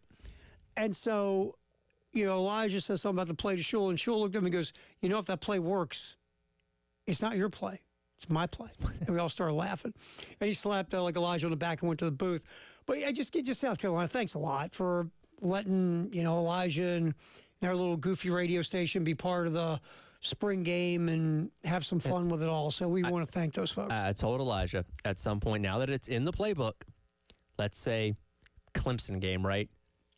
Comes down to it. They run that play. It scores a touchdown, elevates South Carolina to win that game, puts them in the college football playoff. Elijah's responsible for South Carolina being in the college football playoff. So there you go. At that point in time. Absolutely. So when the conference gets their cut of money. And then when they asked Shula after the game, how'd you come up with that play? It just came to me. I just worked it. We've been working on it. I've been saving it for the right moment. I've had it in the back of my mind. Hey, let's get, matter of fact, Dave, if someone didn't hear it because obviously the game wasn't televised, or if you didn't hear it Friday night, get cut 18. Here is the play-by-play by Elijah Campbell for Elijah Campbell's play. First play of the spring game. Hit it, Dave. Black team takes over at the 25, and it looks like the Black teams are lining up in the wishbone, the wishbone. For those old enough to remember. Lenoris under center, fullback in motion, pitch back to Rowe. Rowe pitches back to Lenoris. Lenoris catches. It's a first down. First down, Black team. Oh, man. A little bit of razzle-dazzle wishbone play. Pitch back across the field for a first down. How's that for a way to start the game? It was successful, Elijah. You get the A for the day with the call. And for those who couldn't hear, it was Lenoris Sellers handed the ball off. Then it was tossed back to him, and he threw it to Jordan Dingle for a gain of about 20 yards. 29 yards officially and a first down. Got the crowd going, too. It's got Elijah going. You start getting all distorted and everything. You're going to hear him. But, yeah, it was very cool. And here's Shane. Let's get to this, Dave. Here's Shane talking about Elijah's play. Cut 4, Shane talking about the Elijah Campbell special in the spring game. Not only not knowing it, but pretty sure they never practiced it. So it goes to show that practice is overrated. I saw your play last night, and I sent it to Mike Shula when I got home from the radio show and just said, sorry, man. You got to put this in, and unfortunately, you're probably gonna have to run it like the first play of the game. And I don't know what happened after that, because I came in early this morning, and starting at 7 a.m., I started meeting with players individually. So I had individual meetings with players from 7 a.m. to 3 p.m. every 15 minutes. And then starting at 3:15, I started meeting with recruits in my office. So I never talked to Mike throughout the day or anyone on the offense. And then I had to go to Little Norris right before the first play to find out what we're calling this play and making sure they knew how to run it, and they did it. So I think it might have been one of our longest gains of the night, because that's the other thing. Looking at this, there's a lot of punts on this thing, keeping track of drives, but that was an explosive play. Yeah, and so they might not have even practiced I don't think they would have had time to practice it. Unless, I want to know what the defense on the other side thought. Like, is that a wishbone? And again, unless you played like low-level high school football where they run those kind of things, most of them have probably never seen that before. Or even like I remember a year of rec ball that some teams would run the wishbone. But yeah, the wishbone, that's gone the way of the payphone. Yeah. The wishbone. It was funny when Elijah showed it to me. I said, man, you're going wishbone? He goes, yeah, you got to watch this. This is so funny. But it worked. It was fantastic. And again, thanks to Shane and the crew with the South Carolina football program for putting up with us. And Elijah, we appreciate it because that was fun. Yeah, very cool. I wanted, and I said this once we knew this was going to happen. Either I wanted to be an unbelievable success, or I wanted it to be a massive failure. Exactly. Yeah, well, and again, it almost got taken the other way. Who's the defender that almost got it? I don't know. I'm trying to remember off the top of my head. One of the defenders got into the backfield and almost got, was it the pitch to Rowe or Rose pitch back? Rose pitch back to Lenoris. A defender almost got it. I have to go back and watch the replay. Yeah. And it was like, but then once it got to Lenoris, then Sellers made a really nice throw to Dingle for 29 yards. So worked out very well for Elijah. Elijah Campbell is now called a college football play. One more than us. That's right. And it worked. You know, we're never going to hear the end of this. You know. Oh, of course not. And like I said, if they end up using this in a game, oh my God. All right, the Palmetto Citizens Federal Credit Union Grand Slam giveaway. If a Gamecock batter hits a Grand Slam, you could win cash. Pot goes up $25 every game. Just go to 1075thegame.com to register. Once again, Palmetto Citizens Federal Credit Union Grand Slam giveaway. All right, yapping nothing but football in the 1 o'clock hour, sponsored by Atlantic Windows and Doors here on the game. We will get you caught up on any South Carolina football transfer portal news. We'll get to that next. See what's going on for the Gamecocks in the portal as the portal for football is now open. It is the halftime show on the game. 107.5 The Game in Columbia. 100.5 The Game in Florence. And 100.3 The Game in Myrtle Beach. The Game Network.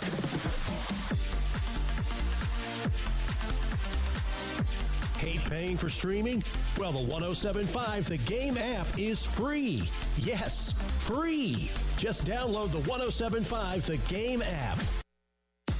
107.5 The Game, broadcasting live from the Herndon Chevy Studios. You can save up to $20,000 on new Silverados. Stop by or shop online today and see how Herndon Chevy makes you smile. Together, let's drive. Hey everyone, it's Chris Clark. Garnet Trust is hoping to build the best and most sustainable NIL program in the country. To find out how you can get involved, go on over to garnettrust.com. You can support Gamecock athletes there, get access to exclusive content, and help Garnet Trust build the best NIL program in the country.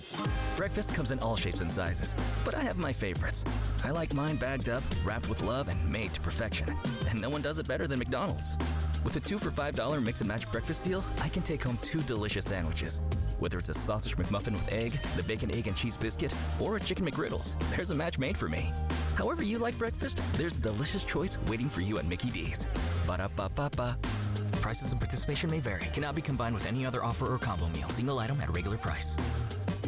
Ever thought about hitting a golf ball in Williams-Brice Stadium? Here's your chance with Upper Deck Golf. Play an epic round of golf inside the stadium from May 8th to 10th. Experience unique golfing by hitting tee shots from the upper deck down to custom greens on the field. Start and end at the Clubhouse Festival with music, beers, food, and golfing challenges. The event is open to all ages, but hurry, because tee times are limited. Visit upperdeckgolf.com for more info. That's upperdeckgolf.com.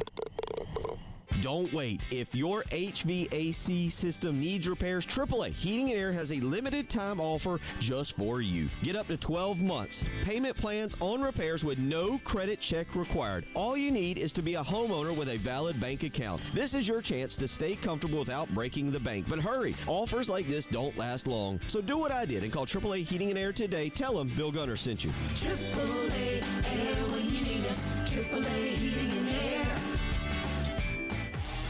It's good. It's good. Wow, this is old Chicago at its best. Let's see the replay. They made the crust by hand? Holy cow, is anyone else even doing that? It's a miracle. Did you see the impressive sauce coverage and mozzarella blitz? This is a game changer. Legendary. It's old Chicago for the win. Boom! Old Chicago, raising the bar on pizza. We keep the clutter out of your gutter. Call on the gutter man. The Guttermen have been providing top-notch service throughout the Midlands for over 47 years, building their business on relationships, not gimmicks. And you can call them locally, not a 1-800 number. Call them today at 791-7147 and look for the guys in the powder blue trucks. We keep the clutter out of your gutter. Call on the gutter man. Are you in the market for an engagement ring? Then you're going to love this month's promotion because at Traditions Fine Jewelers, you'll also get a free vacation.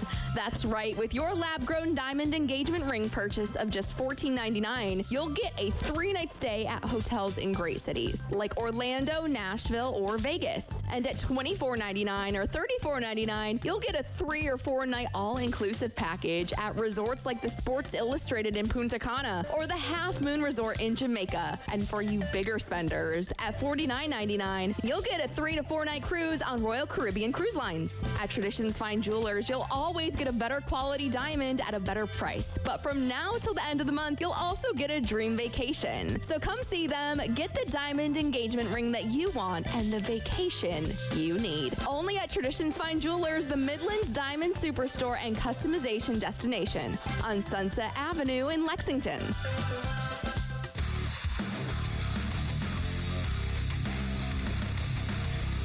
Everybody loves streaming till you have to pay for it. Just download the 107.5 The Game app and stream us for free. Time now for the Samuels Reynolds Law Firm Injury Report. When you're hurt at work or in an accident, Samuels Reynolds goes to work for you. The Samuels Reynolds Law Firm. True injuries, true lawyers. 779-4000.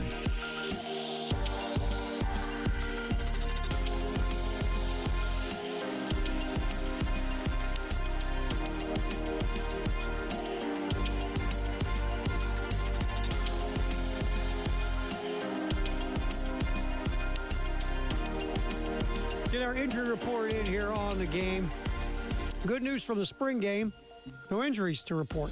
Yeah, nothing new. Which is good. Handful of guys out.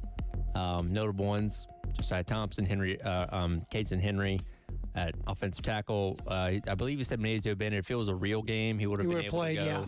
Sent him out for precautionary reasons. We know Jalen Brown's been out for a while at edge. Nick Sharp on offensive line. Jalen Kilgore sat out on Friday as well. Jalou Solomon, guys like that. So, more precautionary than anything else. Right. Some of these guys have been dealing with injuries throughout the spring. But, yes, nobody had to be carted off on Friday night, which is a good thing. No, none of that mess. That was priority number one. And Jalen Brown, we always say the top three things of a spring game is nobody get hurt, nobody get hurt, nobody get hurt. Yes. Jalen Brown, you get that cryptic stuff when you listen to any coach talk. And Beamer was like, yeah, Jalen Brown, we'll see what's going on in the summer.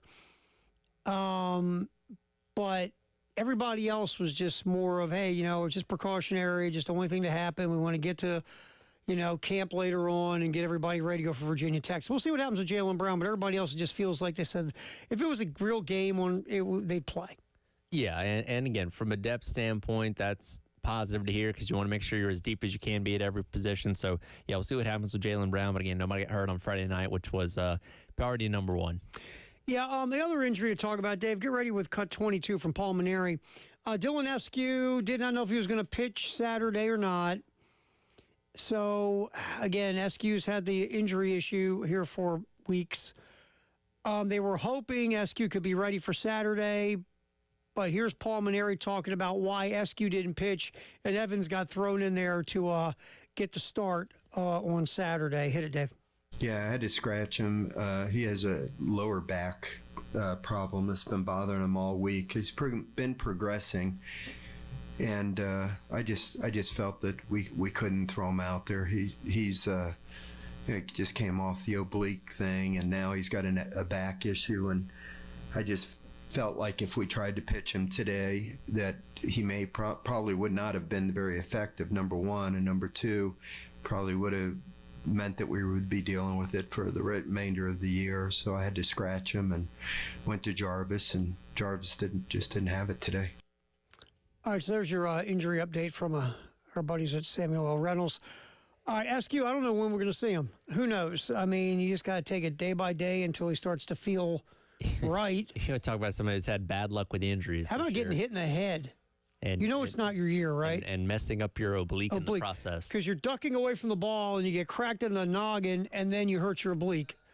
So we'll see what happens with Dylan Eskew, and there's your injury report here on the halftime show in the game. All right, to the transfer portal for South Carolina football. Last week, Bo Atkinson's name came up from North Carolina, a guy who has a resume as an edge pass rusher. Yep. He's had success. And so the thought was that there's some interest with Atkinson to South Carolina and South Carolina with Atkinson. Now, not to say it isn't there, but the word is this week Atkinson will visit Georgia and Ohio State. Mm-hmm. And we'll see where it goes.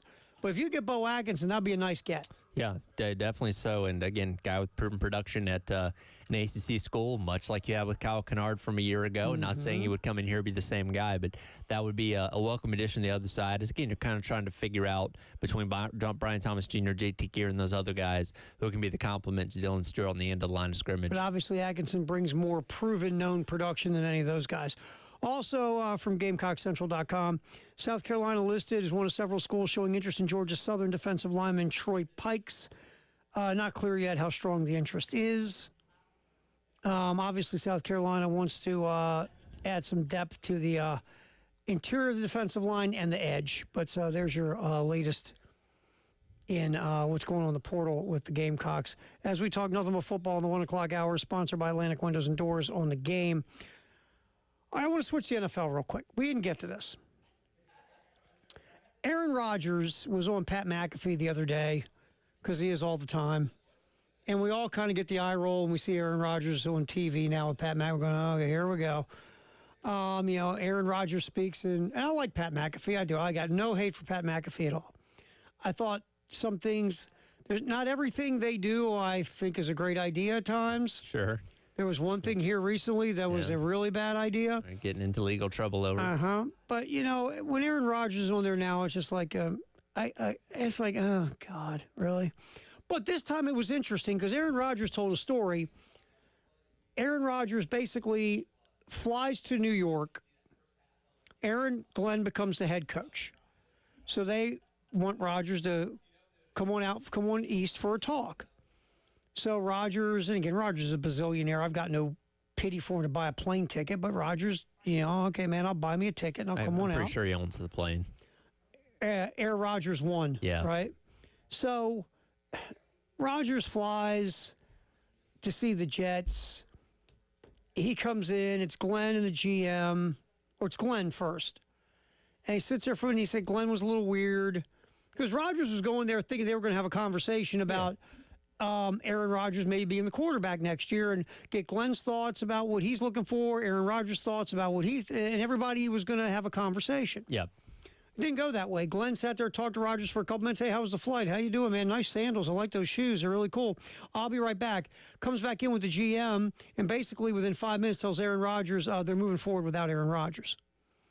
Now, I got no problem making that decision. Matter of fact, I agree with that decision. Yep. With all of the nonsense that Rodgers brought to the table last year. Off the field. But really, you fly him out there for that? Yeah, it's a little odd. And again, that's Rodgers' account of it, so we don't know the Glenn side of it. But yeah, it's one of those things. I think Rodgers literally this could have been an email.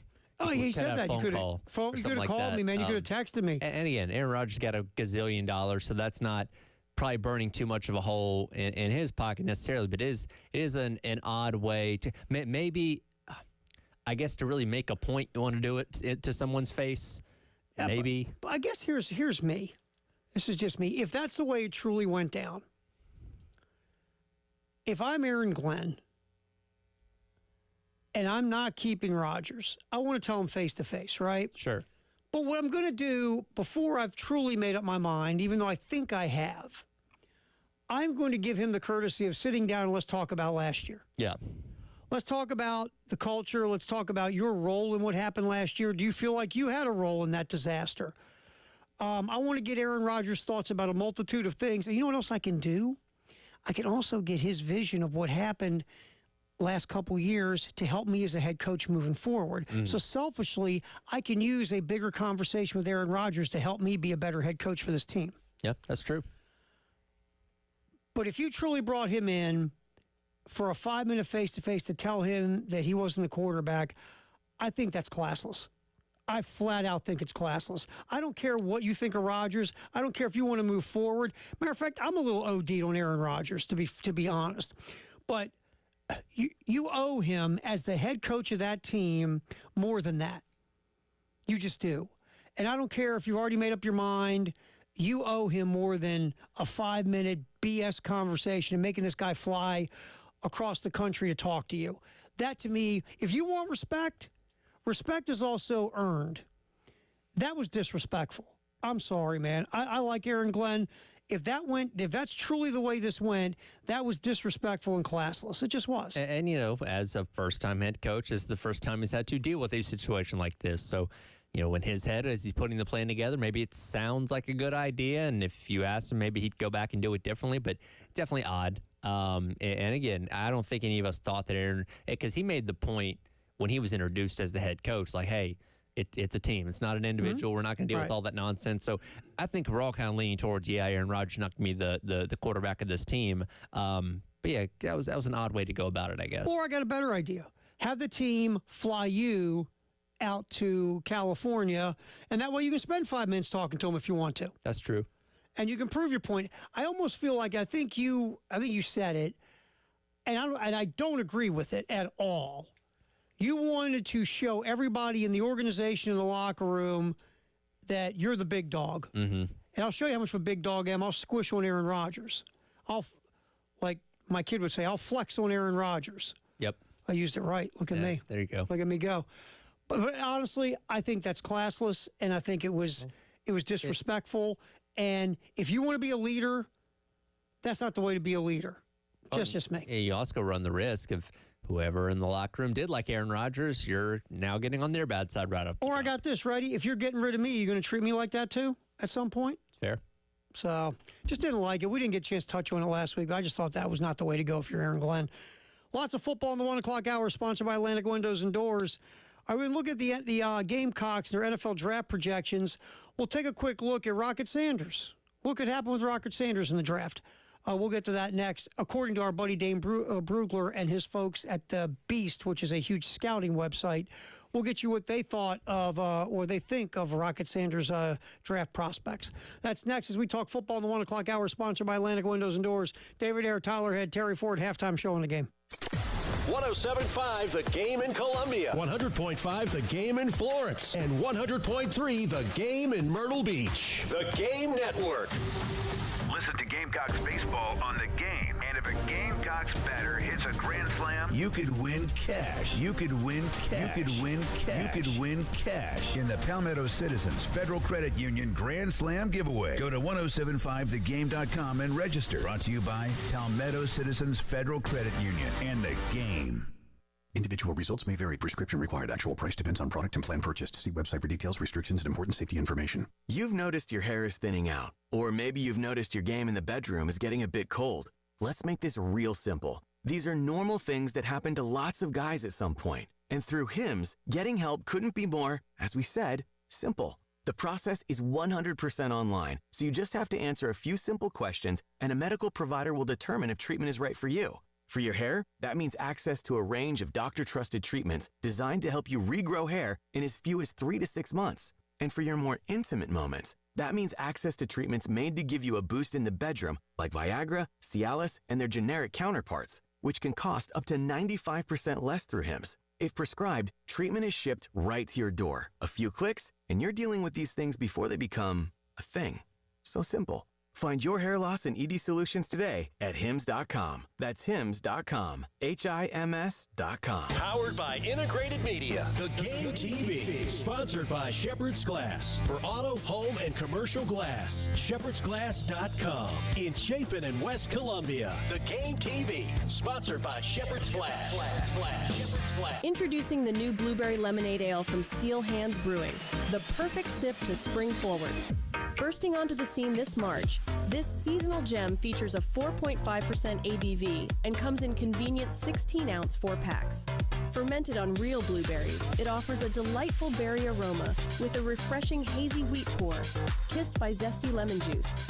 Say goodbye to winter blues and hello to vibrant freshness with Blueberry Lemonade Ale from Steel Hands Brewing. Big news, Columbia. Brian's Heating and Cooling is turning 20 and celebrating with a deal you don't want to miss. New customers get 20% off any service, repairs, maintenance, or system checkups. That's right, 20 years, 20% off. Brian's is fast, reliable, and always on call because at Brian's, your comfort is their business. Call now or visit GetCoolColumbia.com. That's GetCoolColumbia.com. Don't miss this anniversary special. Ever thought about hitting a golf ball in Williams-Brice Stadium? Here's your chance with Upper Deck Golf. Play an epic round of golf inside the stadium from May 8th to 10th. Experience unique golfing by hitting tee shots from the upper deck down to custom greens on the field. Start and end at the Clubhouse Festival with music, beers, food, and golfing challenges. The event is open to all ages, but hurry, because tee times are limited. Visit upperdeckgolf.com for more info. That's upperdeckgolf.com. Hey Gamecocks, Ben Cato, third generation owner of Cato's Power Equipment, with some great news for anyone looking to add some new lawn equipment to their garage or trailer. Just in time for spring, we've got awesome financing options that let you spread your steel, Toro, or Gravely equipment purchase out over 3, 4, or even 5 years with no interest. For any budget, any yard, Cato's Power Equipment has the best equipment around, with top-notch service to back it up. Come shop our huge selection of zero turns today. I can't sleep. What is it now? It's the company. It's chaos. What's chaos now? The numbers, the expenses, the books. What if we get audited? No one's gonna audit you at 3 a.m. Go to sleep. I can't sleep. You could if you used Ramp. Who said that?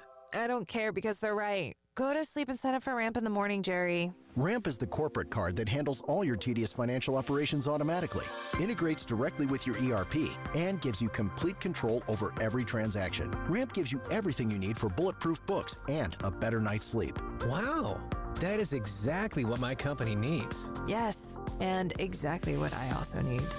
Go to sleep, Jerry. Upgrade to Ramp for free today and get $250 at ramp.com/radio. Ramp.com/radio. That's RAMP.com/radio. Cards issued by Sutton Bank, members of FDIC. Terms and conditions apply.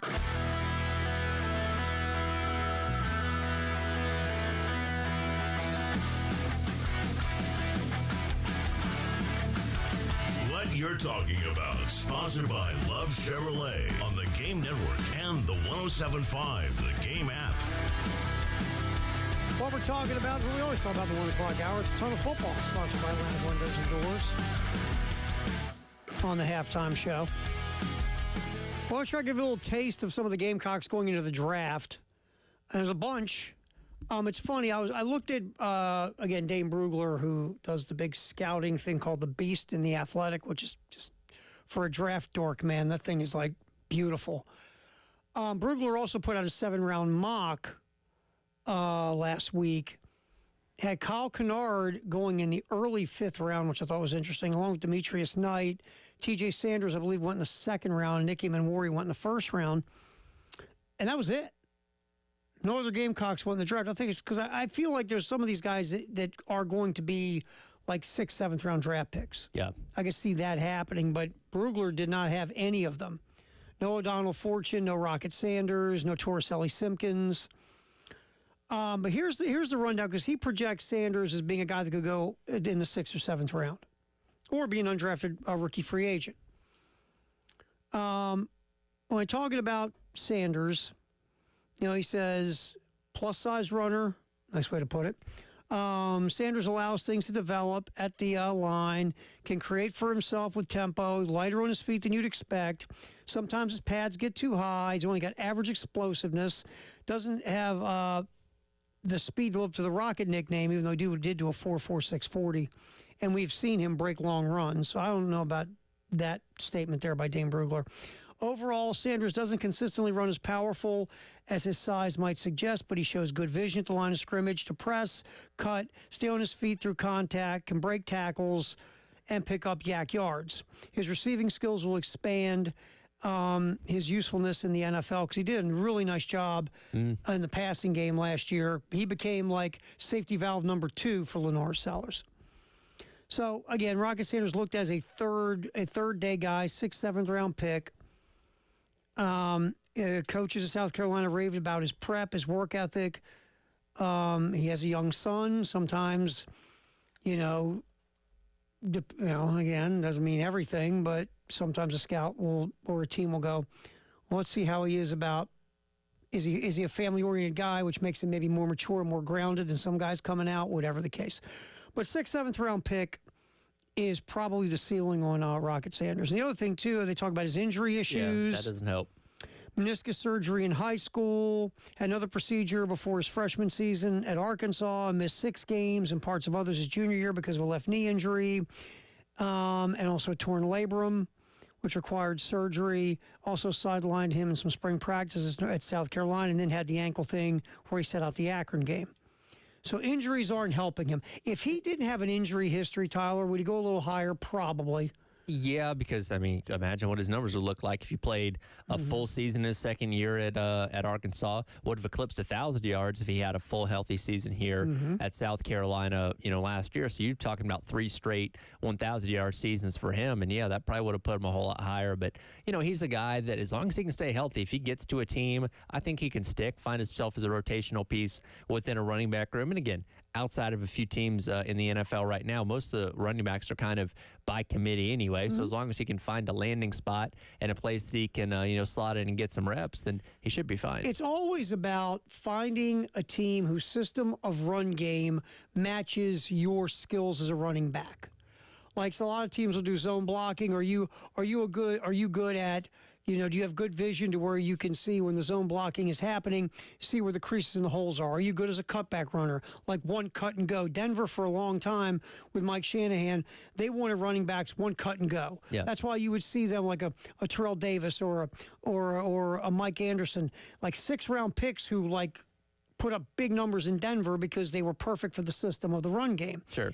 If you find a team that has a run game system that matches your skills, you got a better chance of not only sticking but also being productive. Sanders can catch a ball out of the backfield. That's a huge positive. Has to get better at blocking in the run game, like blitz pickup and things like that. And he doesn't play special teams, or he didn't play special teams. So how open is he about, in the NFL? Because in the NFL, he's most likely going to have to play teams. Right. But again, I think Rocket Sanders has a chance to, whether he gets drafted or not, land somewhere and be able to hang out in the league. And we'll see where he goes from there because he does have skills. Sure. So we'll see. But sometimes for a guy like him, he's better off not getting drafted so he can pick his team. Yeah, find the best situation for him and kind of go from there. So, yeah, he'll end up on somebody's roster, and we'll see if he, for one, can stay healthy and find his way to stick there. I love to say, look, I get you want to hear your name. I do. I'd want to hear my name. I understand it, right? Yeah. But for strategic purposes, once you get to that 7th round, sometimes it's good not to get picked. By the way, sometimes you get late into those rounds, you actually don't hear your name get called. I know. Because they're showing a Taco Bell commercial on TV instead. Or they're interviewing the guys who got picked way ahead of you. Exactly. Or something like that. You just see your name pop up on the little graphic at the bottom. Or they do this. All right, in the last 5 picks, and you hope they pick out of the last 5 picks and talk about you. Yeah, once you get past, like, the 3rd round, they kind of stop showing every pick. Right. All right, we talk a lot of football in the 1 o'clock hour, sponsored by Atlantic Windows and Doors here on the halftime show on The Game. All right, the lines of scrimmage in the spring game. We'll grab a little sound here, Dave. Get ready. It was really all defense because the offensive line, again, they split them up in the draft, and at least three offensive linemen didn't play who are going to be playing as time goes on. Shane Beamer, let's get cut 6, Dave, talking about the defensive front. Again, Shane talking about the defense and what they did in the spring game, cut 6. I thought they were good. Hard to tell. I mean, like I said, when we did the draft, it was so broke up. You had guys, kind of everywhere, and it was basically a 3-man rotation at defensive end on both teams and a 3-man rotation at defensive tackle on both teams. So those guys were rolling out of there pretty consistently, and hard to say without watching the tape. I thought they, flashed at times, and Anthony Addison is a young guy that's can be a problem for offensives because he's got great twitch and get off, and I know he drew he drew 1 holding penalty tonight on that last drive, and probably should have drawn another one. I noticed him a little bit, but overall those guys have had a good spring. Obviously, you lose 4 defensive tackles and Boogie, Tonka, TJ, and Jules. Those are 4 big losses, and that's a position that everybody's looking at. But I do feel better about that defensive tackle position coming out of spring than what I did going into it. You know, I feel like Rondo Porter and Nick Barrett and Gabe and Monkel Goodwin's had a really good spring. Those guys have all done some nice things. Yeah, I mean, look, it's tough to make a lot of judgment on a spring game because you're splitting up the offensive line. 3 offensive linemen didn't play. But, you know, Dindy spent a lot of time in the backfield. JT Gear had some nice moments. You know, and Dylan Stewart was just we were sitting there. I think Chris and Wes said on the broadcast at some point, you know, you got to do what you did with Clowney and just get him out of the game. Yeah, I was He's just wrecking the game. If there was any player that we didn't need to see play on Friday night, it was probably him. Lenore Sellers probably being number 2 there. But, yeah, I think you actually got after Sellers a few times there early in the game. It's like, hey, we'll avoid some friendly fire here. But, yeah, you know, get a few reps, get out of there, and let the other guys get their opportunities. And, again, you saw things like Gear getting out there and making some good plays and stuff like that. So it's not a question that we have answered as of right now, and we're going to have to wait until the season actually gets here, like so many of these other positions. But it's one, especially if you could add another piece like a Bo Atkinson out of the transfer portal, that you know, hopefully can be reminiscent of what it was a year ago. And speaking of Sellers, I mean, don't get me wrong, he was running for his life. Yeah. But you know what's funny? They couldn't get him. I think they gave him, I think he got sacked once where they touched him. But just watching him escape and maneuver, and it's just like... And would that have been a sack in an actual game? Yeah, because you're sitting there going, is he going to break that tackle in an actual game? Yeah. But, yeah, so Sellers, his few series, you know, just weren't fair to judge. But, again, you saw, again, the ability to get away from heat during the spring game. All right, we're talking nothing but football in the 1 o'clock hour, sponsored by Atlantic Windows and Doors. We have our Firehouse Up Text the Hour coming up next at 803-404-6100 right here on The Game. 107.5 The Game in Columbia, 100.5 The Game in Florence, and 100.3 The Game in Myrtle Beach. The Game Network.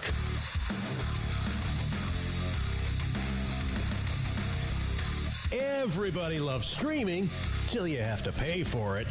Just download the 107.5 The Game app and stream us for free. This is Andrew Perloff with a Sports Minute. It's finally NFL Draft Week, and it does seem like a consensus is forming. The insiders expect quarterback Cam Ward to go number 1, Heisman Trophy winner Travis Hunter 2, and likely pass rusher Abdul Carter number 3. Nothing is guaranteed. There's always a surprise pick in the top 10. Will it be Shedeur Sanders, the quarterback out of Colorado? Maybe Ashton Genty, the running back? But if you're waiting for an oh wow moment, it might be a little later in the evening. I'm Andrew Perloff. Paid for by government. Did you hear? A recent stash of $10 gold Liberty coins from the 1800s has been found. These gorgeous gold coins are as bright and shiny as the day they were struck in the late 1800s. And less than 200 of these gold coins are available. Coin experts are calling this gold find an incredible opportunity. Call 1-800-386-7194 and you are guaranteed a $10 gold Liberty coin minted by the U.S. Mint in the 1800s. But with extremely limited availability, you must call now. These gold Liberty coins from the 1800s are still in uncirculated condition. That is history you can hold in your hand. To learn more, call 1-800-386-7194. Call now and you'll receive a free American Coin Collector's Bonus Package, a $40 value, free with every order. Call 1-800-386-7194 now to secure your $10 gold Liberty coins dated from the 1800s before they sell out. That's 1-800-386-7194. All right, when it comes to getting life insurance for your family, a lot of excuses can get in the way. But ask yourself this: if something were to happen to me, who would pay the mortgage, the kids' education, and the other bills? Then forget the excuses and check out Ethos Life, the online, easy way to get life insurance in 10 minutes. Ethos has rates that you can afford, like a $500,000 policy for a 40-year-old male starting at $1 a day or $30 a month, with a few health questions and no medical exam. Get your free quote right now at checkethos.com. That's checkethos.com. Not available in all states. Rates do vary. Spring into deals with fresh savings at Lowe's. Right now, get 4 Stay Green or Premium 2 cubic foot mulch bags for just $10. Plus, get up to 35% off select major appliances and save $50 on every $500 you spend on select LG appliances. Shop in-store or online today. Lowe's, we help, You save. Valid through 4/30. Selection varies by location. While supplies last. See associate or Lowe's.com for more details and qualifying items. Excludes Alaska and Hawaii. Progressive presents Employee of the Month. Small Business Edition. Today's recipient from Lucky Larry's Landscaping, Larry! Larry saved his business money with a quick commercial auto quote from Progressive. Does it help he's his own marketing manager, accountant, executive assistant, and never been late? Technically, yes, but saving really put him over the edge. So, Larry, give Larry a round of applause. Be your own Larry. See if you could save in as little as 7 minutes at ProgressiveCommercial.com. Progressive Casualty Insurance Company and Affiliates. Life insurance. Why are you putting it off? Can't afford it? Too much hassle? Think you don't need it? There's lots of excuses for putting off life insurance. But if you weren't there, who would pay the mortgage and other bills? With Ethos, you could be covered in 10 minutes and boom, family protected. Ethos, fast and easy online term life insurance. Up to $2 million in coverage with no medical exam. Some policies as low as $1 a day. Answer a few health questions and get your free quote at checkethos.com. That's checkethos.com. Now, on the halftime show, it's time for our Firehouse Subs Text of the Hour on the Game Network and on the 107.5 The Game app.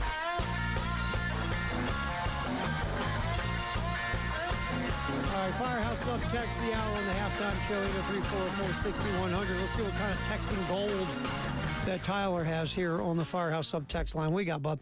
Let's see. Ethan says, if the D-line struggled, everyone would be talking about how they couldn't get pressure against a makeshift offensive line. To me, it's a good thing defense looked ahead of the offense this time of year. Yeah, well, absolutely, Ethan. Because we were kind of kidding about that, going, man, if the defense doesn't win up front against these makeshift offensive lines, you got trouble. Yeah. Even Preston says it all the time. It's like, usually this time of year, the defense ahead of the offense in general. If the offense goes out there and kills the defense in a spring game, that's not good. Nope. So, yeah, Ethan, you're on it, because that would exactly what would have happened. We'd have been sitting here going, how come the defensive line couldn't get any push or make any plays against makeshift split-up offensive lines? Oh, and Ethan, you're on it, man. Absolutely. Good text. 803-446-100 as we hit the Firehouse Sub Text of the Hour. I'll tell you, get ready for another one, Dave. The other thing that was interesting on Friday night was Mason Love. Yep. For a while, and I think his average came down to like 45, 46, but for a while he was averaging almost 50 yards a punt, and he nailed the 41-yard field goal, I believe it was. And by the way, it would have been good from like 51. Yeah, he had some distance on that. And it had some height, too. I mean, it was a nice kick. And so the conversation has become, what if Mason Love is your best punter and your best place kicker? Could Mason Love do both? Here's Shane Beamer. Let's grab cut 5, Dave. Shane talking about Mason Love doing both the kicking and the punting. Cut 5, bud. Yeah, 13 punts or whatever it is on this stat sheet wasn't ideal for sure. No, I do. He's a guy, he's been around Jack. He's been in the program for a year now. He was behind, worked with Kai and Alex and our other specialists last year. And it was good to see him tonight make a field goal, have some nice punts, but I called them all out to, get the team around them and try and create some pressure situations. He answered the call on that one. It's doable. I wish I felt a little bit better about, all of our specialists coming out of spring practice than I do. And the fact of the matter is, we're going to have a new holder, we're going to have a new kicker, we're going to have a new punter, we're going to have a new snapper, we're going to have a new punt returner, and we're going to have a new kickoff returner. And that's concerning. And tonight didn't help in some ways as well. They're going to be fine as we go through the summer. We certainly got to get that cleaned up. But in regards to your question about Mason, I think it's doable. And I know I told you it's not ideal, and it's not. I kind of wish you had one kicker, one punter, but we've done it in the past, and we'll do what's best for the team. But we'll always be looking to see how we can, if there's other ways to. You want other guys to continue to come along too. So that competition in that room is stiff, and they're still competing throughout as we come out of spring. Kind of reminds you of last year, where it's like, I'm not real, nobody's popping. Now, again, Mason Love looked the part during the spring game, but when the competition has been going through the spring, no one has really taken I think Mason Love's the punter. Let me just get that out of the way now. I think he's the punter. Look, he's going to be doing one or the other, possibly both. But I think without question, he's going to be the punter. And Argent had a good punt that went 56 yards, and he downed inside the 20. So those other guys are capable. But I think, and again, that was kind of the main thing that Mason Love was known for coming out of high school was being a punter. He kicked as well, but he came here as a punter. So I think it's pretty safe to say he's probably going to be doing at least that job. But if these other guys can't materialize anything from a kicking standpoint, maybe he's doing both. Ready? How about this? What if there's a kicker in the portal? That too. That's always a possibility. Just saying. If you are, because last year, look, Alex Herrera had been in the program for, I believe, 23 years. Yeah, he was a sixth-year senior last year. So I think that Shane looked at it like, look, he lost the competition to Mitch Jeter. It was a very close competition. Herrera's still here. He's been around for 6 years. We're confident he can be next man up. And it took a while for Herrera to really run with the gig, and then he got the gig at the end, once you got into summer. And we'll see it's tough to say we'll see what happens now because the portal's open. But if you're Shane, you don't have an experienced guy now. No. So if there, and I'll be honest with you, I don't know if there's any kickers in the portal. There's got to be 17,000 people in the portal at all times. There's got to be a kicker somewhere or a couple kickers. What if you take that opportunity to go get a kicker for nothing else for competition purposes, or a guy that's made kicks or has experience making kicks? You looking it up right now? Yep. See if there's any kickers in the portal. So there's got to be, right? We just never talk about it. Maybe not. I don't know. Okay. I only see 1, 2, 3, 4, 5, 7, and they're all committed places right now. There you go. So I mean, others could hit the portal, but they could with the window still open. But yeah, this cycle, not a whole lot of kickers in the portal right now. So the point is, now that spring is over and you're having your meetings, if there's no kickers available in the portal, look, a guy could pop because, maybe sometimes kickers get wind of an opportunity, Tyler. That's also true. And they get wind of it somehow. You could be heavily encouraged to seek the portal and put a do not contact on. You could. I'm just saying. Just throwing it out there. You never know. But this is going to be interesting to watch. I almost feel like if they don't go out and find a kicker in the portal, which right now there's none available, but let's just say there was one and you got him. And look, you still have a long way to go, but no, I wouldn't be surprised if it's still this configuration that Mason Love is your kicker and your punter. Would not surprise me at all. At least to start out with. Now, if he starts missing kicks, then you can make a change there. But he's a versatile kid, and they get the opportunity to do that. We shall see. Yes, we shall see. What's trending at 2 is coming up, sponsored by Traditions Fine Jewelry and Gamecock Traditions. Get you caught up in case you missed it. Again, more spring football talk and baseball winning 2 out of 3 over Ole Miss. We'll get into all of those things, get you re-racked there as the halftime show continues. Tyler Head, David Ayer, Terry Ford, we're rolling up until 3 o'clock here on The Game.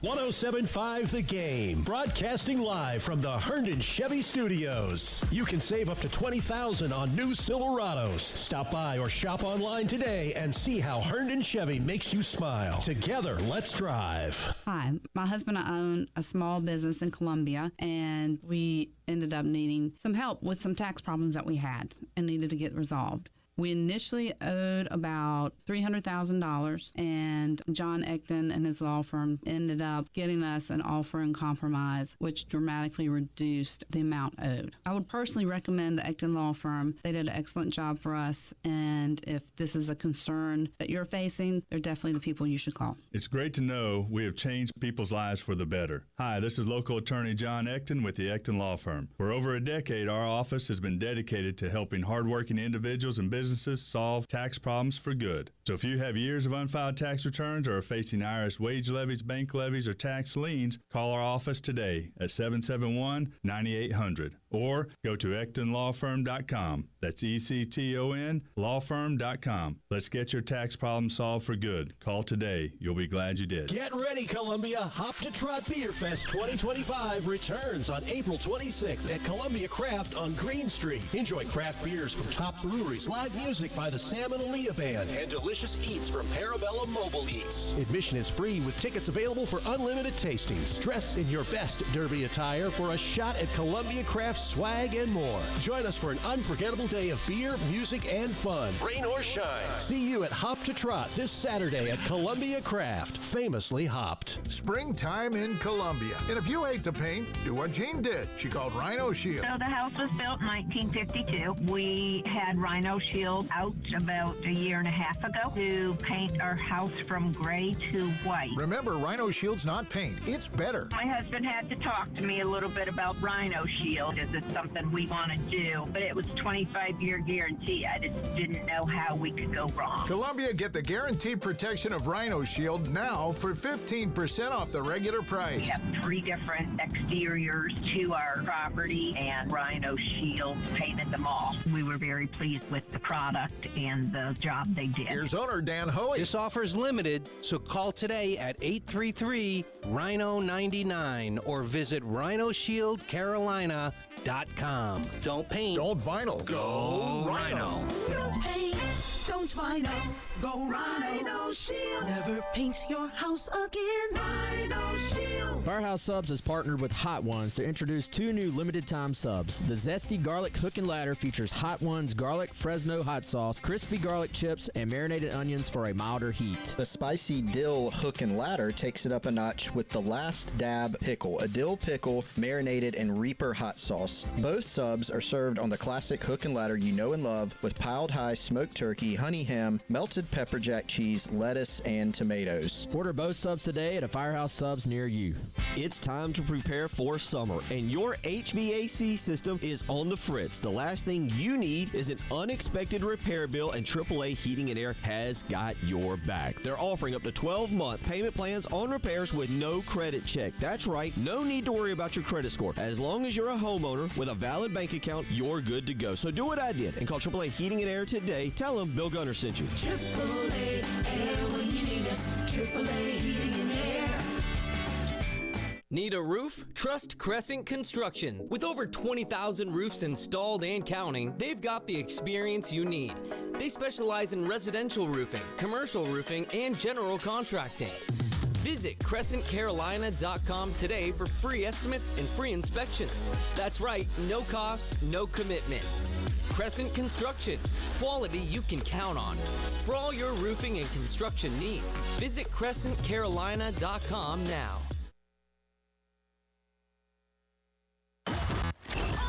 Your home for the Gamecocks. 107.5 The Game. WNKT Eastover, Columbia. A Cumulus media station.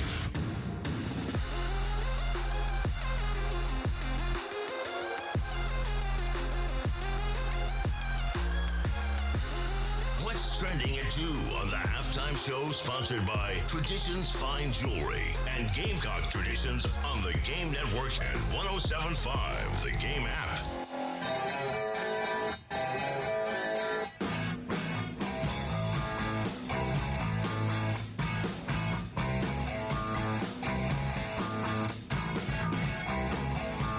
Halftime show. David Dare, making sure we stay on the air. Tyler Heads here. I'm Terry Ford. We appreciate you hanging with us as we run till 3 here on the game. Again, spring game on Friday. Thoughts were, the young wide receivers, the freshman wide receivers look really good. And we've talked about Brian Rowe and Jalen Sellers and Malik Clark, Lex Cyrus. They all had catches in this game. I'll tell you another guy, though, and we've forgotten about him, is Dre Jacobs. Mm-hmm. People forget something. He was a starting wide receiver against Old Dominion. Yeah. We forget that. Dealt with injuries last year that limited him. And we knew when he came in from Florida State, it was going to be a long-term thing. Mm-hmm. Like, again, he had eligibility. It wasn't like a Devon Campbell who had to come in here and get it all done in 1 year. This was a thing of, okay, you can develop this guy. Because, again, he didn't get a lot of playing time at Florida State 2 seasons ago, and unfortunately the injuries, sidelined him last year. But you saw moments when he did get an opportunity to play. There's some good things, and ended up having the biggest play of the entire game, catching that 51-yarder from Woods on Friday. Yeah, he made a nice little minor adjustment on that deep ball, and then he had another catch or two in the game as well. And we're sitting in a press box, and it's just or the radio box, and it's just like, we just pushed this guy aside because he started the year, he was hurt, really didn't play much the second half of the season because we focus on Harbor and we focus on Bennett and we focus on Brown. But Jacobs, everyone was excited watching him in summer camp last year. Yeah. And he's got athleticism. They threw it to him during the spring game and he caught it. I don't think when he did play early last year, we were going, oh my God, he's got to quit dropping the ball. There's something there with Jacobs as well. He just gets lost in the shuffle because we always like the new shiny things. Sure. And so when you go with, okay, you got Bennett and Harbor and Brown coming back.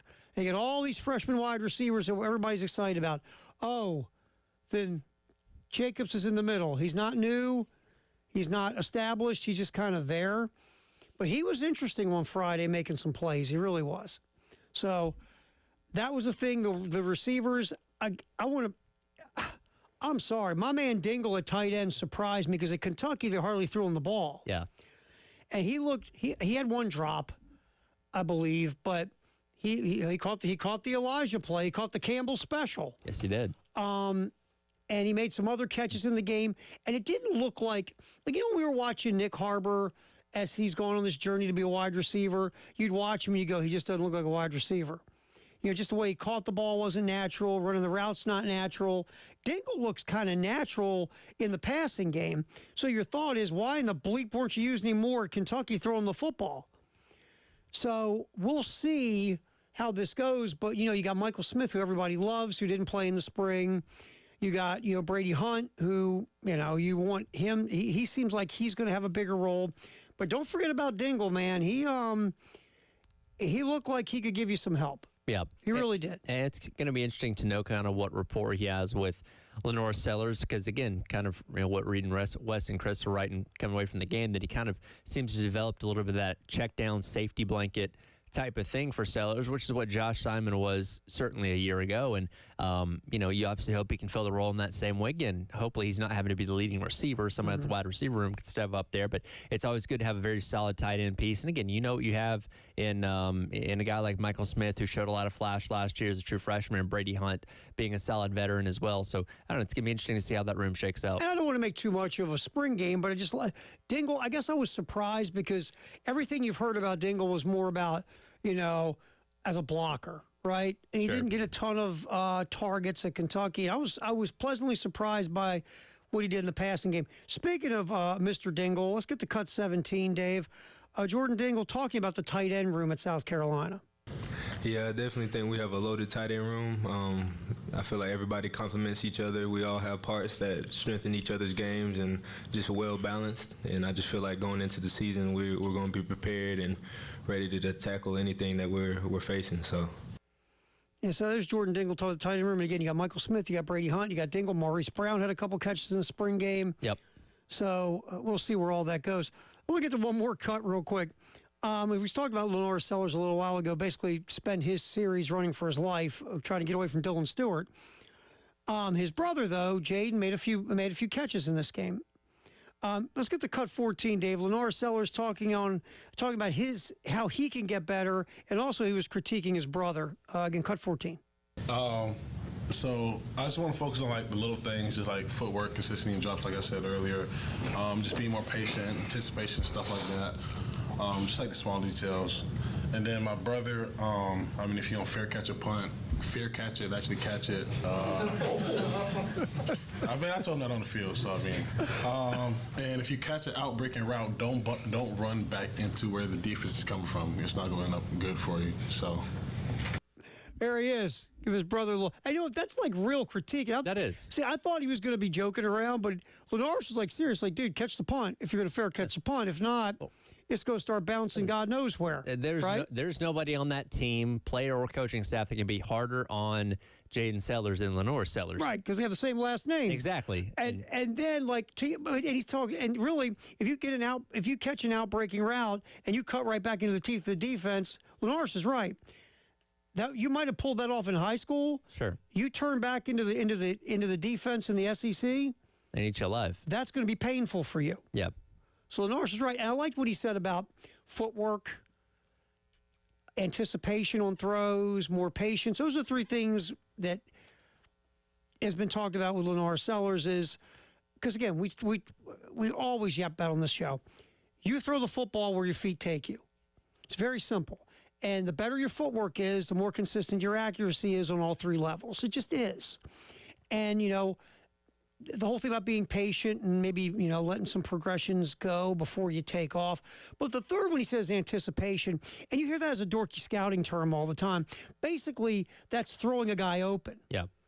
And if you don't get into all these stupid scout words and dorky film words, basically that's if a guy is, let's use an out. If a guy is running an out, let's say he's running a 12-yard out, you throw the ball before he makes a cut. That's anticipating the cut. Mm-hmm. That's anticipating the route. Or if a guy's running a crosser, you want to lead him, right? You want the throw placement to be where he can catch it and turn upfield and roll. So you're anticipating making that throw, or you're anticipating a back shoulder, whatever. It's making the throw a tick before the receiver makes his move. Mm-hmm. That's anticipation, or anticipating where a guy's going to be and throwing it where he's going to be. And that's an NFL thing. The excellent quarterbacks in the NFL know how to throw to anticipation. So good stuff there from Lenore Sellers. All right, baseball-wise, we do What's Trending at 2, sponsored by Traditions Fine Jewelry and Gamecock Traditions. Taking 2 out of 3 against Ole Miss in the 2 wins. We yipped a ton about Brandon Stone on Friday. Jake McCoy comes back and throws well on Saturday. Again, what I liked about McCoy is he gave up the home run early, didn't let it bother him. And you know what he didn't do? He didn't walk guys. McCoy's problem has been walking dudes and command. McCoy didn't have that issue. Really nice work. And then, of course, Saturday, the pitching area just got away from everybody, and Ole Miss ruled South Carolina.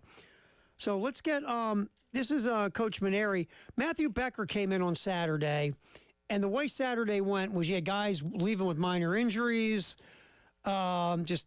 It was a rough day all the way around. Here is Paul Maneri talking about Matthew Becker's outing on Saturday, which unfortunately ended when Becker had a little minor tweak and he had to come out of the game. Hit cut 24 there, Dave. Yeah, well, he came in and walked 3 batters, I think, in a row, if I'm not mistaken.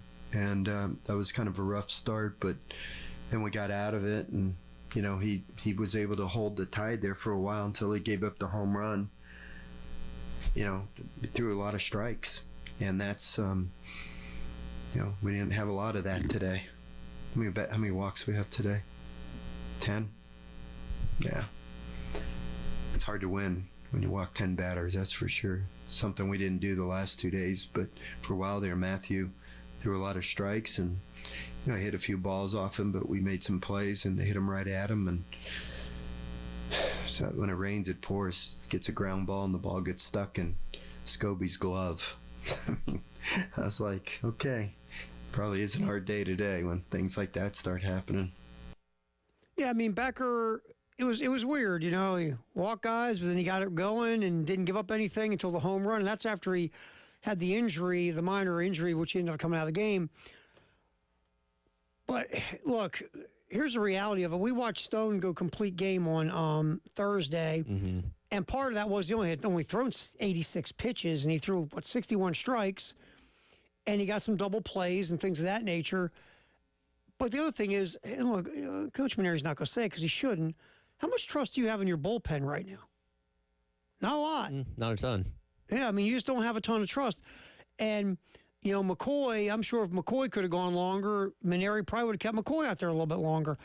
And I understand the lack of trust in this pen. And then what happened on Saturday? Evans kind of got thrust into starting. He just didn't have it. Then you had to go to the bullpen, and they were walking a ton of folks. And Becker held it together for a bit, but then once Becker came out, and it's all heck broke loose again. But the good news is you won 2 out of 3, and that's what you got to build on. And here's Coach Maneri. Let's get this one real quick, Dave. Cut 23 from Saturday as well. What winning a series can do moving forward. Again, cut 23, Dave, Coach Maneri.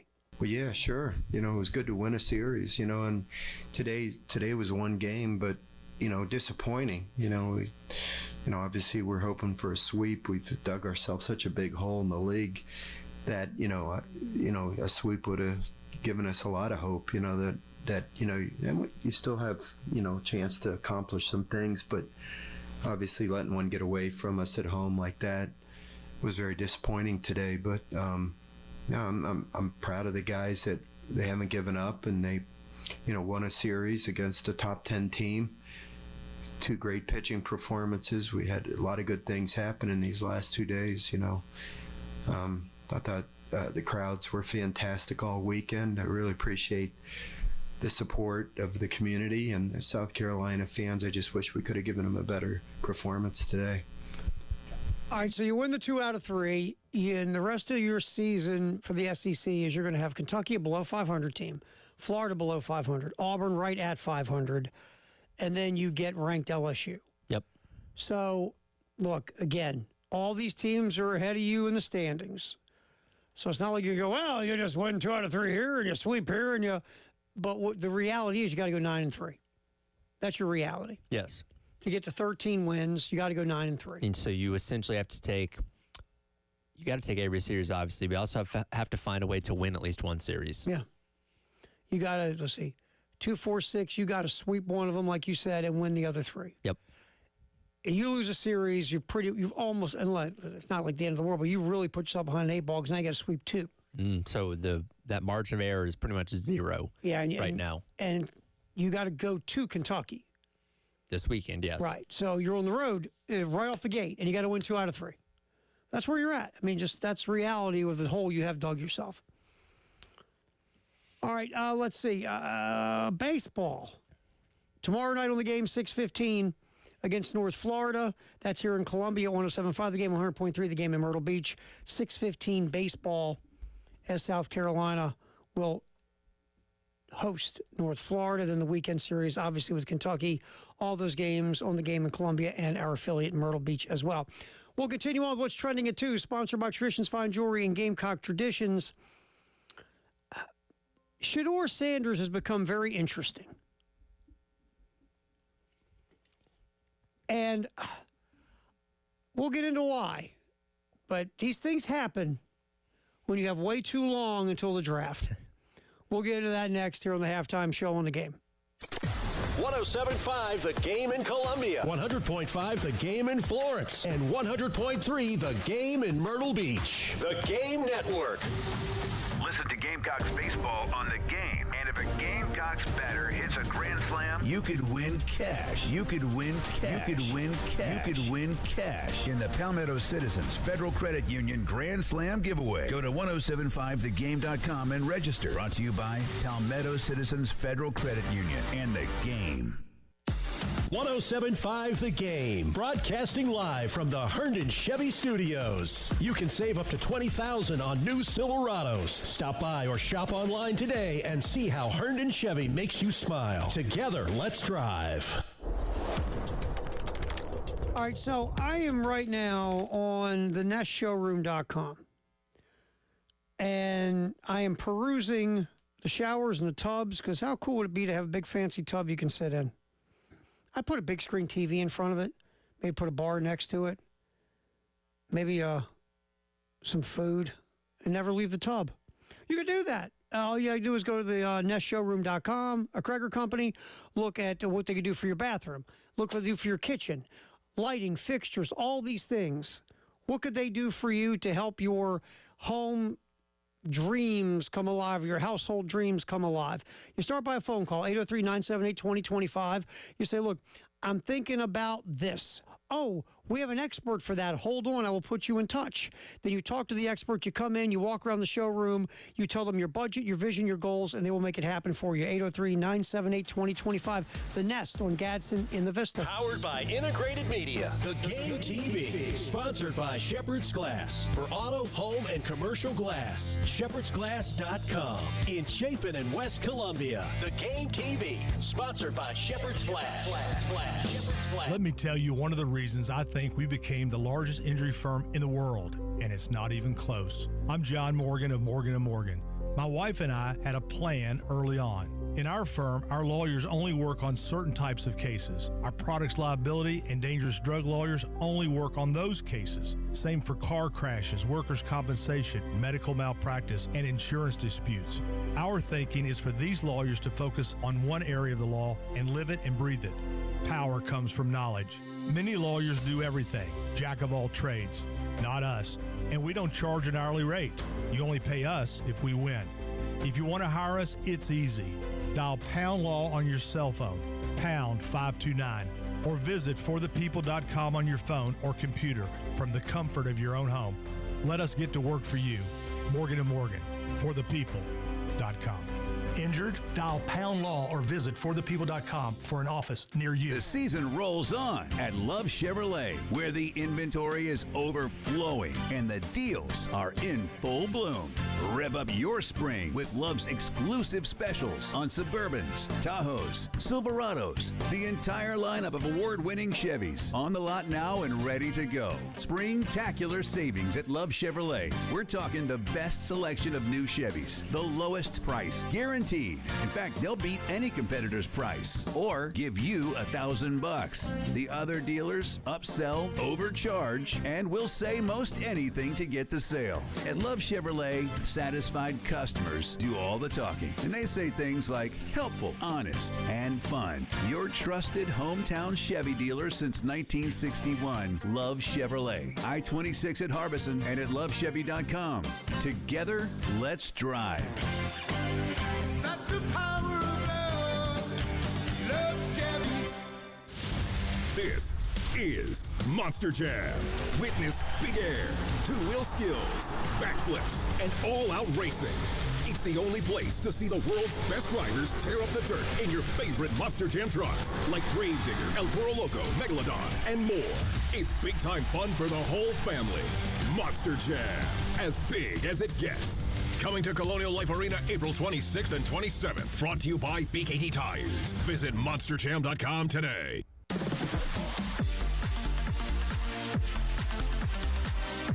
Hate paying for streaming? Well, the 107.5 The Game app is free. Yes, free. Just download the 107.5 The Game app.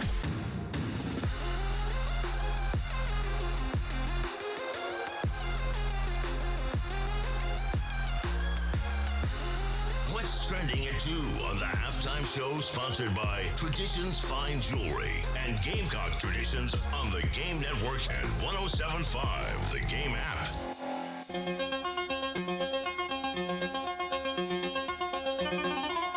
Halftime show is trending at 2, sponsored by Traditions Fine Jewelry, Gamecock Traditions on the Game. Tyler Head, Terry Ford, David Dare as we go to 3. I believe Jay came back from the Heritage. I haven't seen him. I haven't heard from him today. Maybe he's here. Maybe he took a caddy gig. I don't know. But Jay might be here with Elijah. And all Elijah's going to want to talk about is Elijah's play. Which Jay wouldn't have gotten to see because it wasn't on TV. Right. So that's the postgame show. Jay will talk about Heritage, and Elijah will talk about his play. Elijah's just going to give you a thorough breakdown of every angle of his play for 3 hours. Jay's like, well, when I was at the Heritage, that's great, Jay, but let's talk about my play. I'm sorry, did you call a putt for somebody? I don't think so. So sit down, Phillips. It's my time. It's today at 3 here on the Game. All right. So Shedeur Sanders, and I've been seeing this the last couple of days, and I always laugh when this starts happening. And look, maybe it's true. I don't know. Every now and then this does become a thing. It happened to Aaron Rodgers. It happened to Brady Quinn. Every now and then a quarterback free falls. It happens. But a lot of times it's just a lot of fertilizer being spit out because we got way too much time to kill before the draft. And basically, you put out negative information because you're hoping that will influence folks. And the guy you're putting the negative information out about, you secretly want him yourself. Yeah, want him to fall to you. And you want him to fall to you. There's been a lot of smoke about Shedeur Sanders here in the last, really in the last week. And I've been hearing stuff like, well, Jackson Dart might be the second quarterback off the board instead of Shedeur Sanders. Really? Okay, a guy that can't read a defense because he's never been asked to, a guy that wouldn't know a progression if it smacked him upside the head. You're going to draft that guy who really needs some work. He's got great physical talent, but, he's a year away at least from being a guy that can play for you. You take him over the more finished product in Sanders. Why? Well, Deion's his dad. We're going down that road now? Or he's not the biggest guy in the world. Well, okay. Didn't hurt you before when you were talking about where he's getting drafted. Oh, he doesn't have a cannon for an arm. Well, really, neither does Joe Burrow. Last time I checked, he's pretty good. This, to me, has been a bunch of misinformation because somebody wants Sanders. Well, my question is, what exactly are they expecting Deion to do that's going to be such a deterrent? As we've talked about, he's got his own program to run. Yeah. And the reason why he talked about and had so much influence on what was happening with Shedeur was he was his player. Like, he was with him every single day. Right. That was his quarterback. Like, if he goes to the Giants, sure, he's going to get asked about him. He'll talk about him. But in terms of actually meddling in something Do when you think he's like on that the other Little League side coach? of the country. Right. Do you think he's like that Little League coach we joke about, or the Little League parent we talk about all the time? Yeah. He's going to show up. Do you think Deion's going to show up at games? Yeah. Hey, Dable, why are you playing my son? What are you doing here? Yeah, what's going on? What's going on? Why would you run that play for my kid? Yeah. I got a list of plays for my kid here. Yeah, I don't think that would be the case. And again, could he say things about him? Sure, but that's just talking. I don't think he's going to be at the Giants facility, overseeing practice and giving his 2 cents. He's busy, to your point. My thing, and I just think this is there are teams or teams that would like to draft Sanders because they're not going to get Ward, because Ward's going number 1 to Tennessee, and really Sanders is the last guy you would project in the first round in this draft. Truly, not trying to push. Sanders and Ward are the 2 graded first-round quarterbacks in this draft. Jackson Dart is probably an upper second-round guy. So's Tyler Shuck from Louisville, probably a second-round, upper second-round guy, high second-rounder. So let's go. Here's one, though, I think with Sanders. And I heard I'd love to take credit for this, but I'm not going to steal somebody's stuff. I was listening over the weekend to some national stuff, and a guy brought this up, and I was like, wow, this was so good. I wish I would have thought of it. There's a lot of yapping that if New Orleans doesn't take Sanders, he could free fall to Pittsburgh at 21, if you look at the rest of the draft. Or someone's going to trade up to get him that didn't want to take him earlier, or someone's going to maneuver the board to go up. But then somebody brought this up. It was so interesting. San Francisco's sitting in 11. So has San Francisco and Brock Purdy come to a contract agreement yet? They have not. No.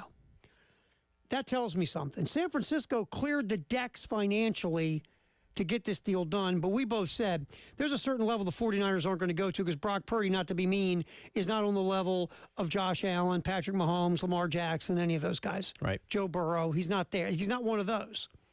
So let's say this isn't going well.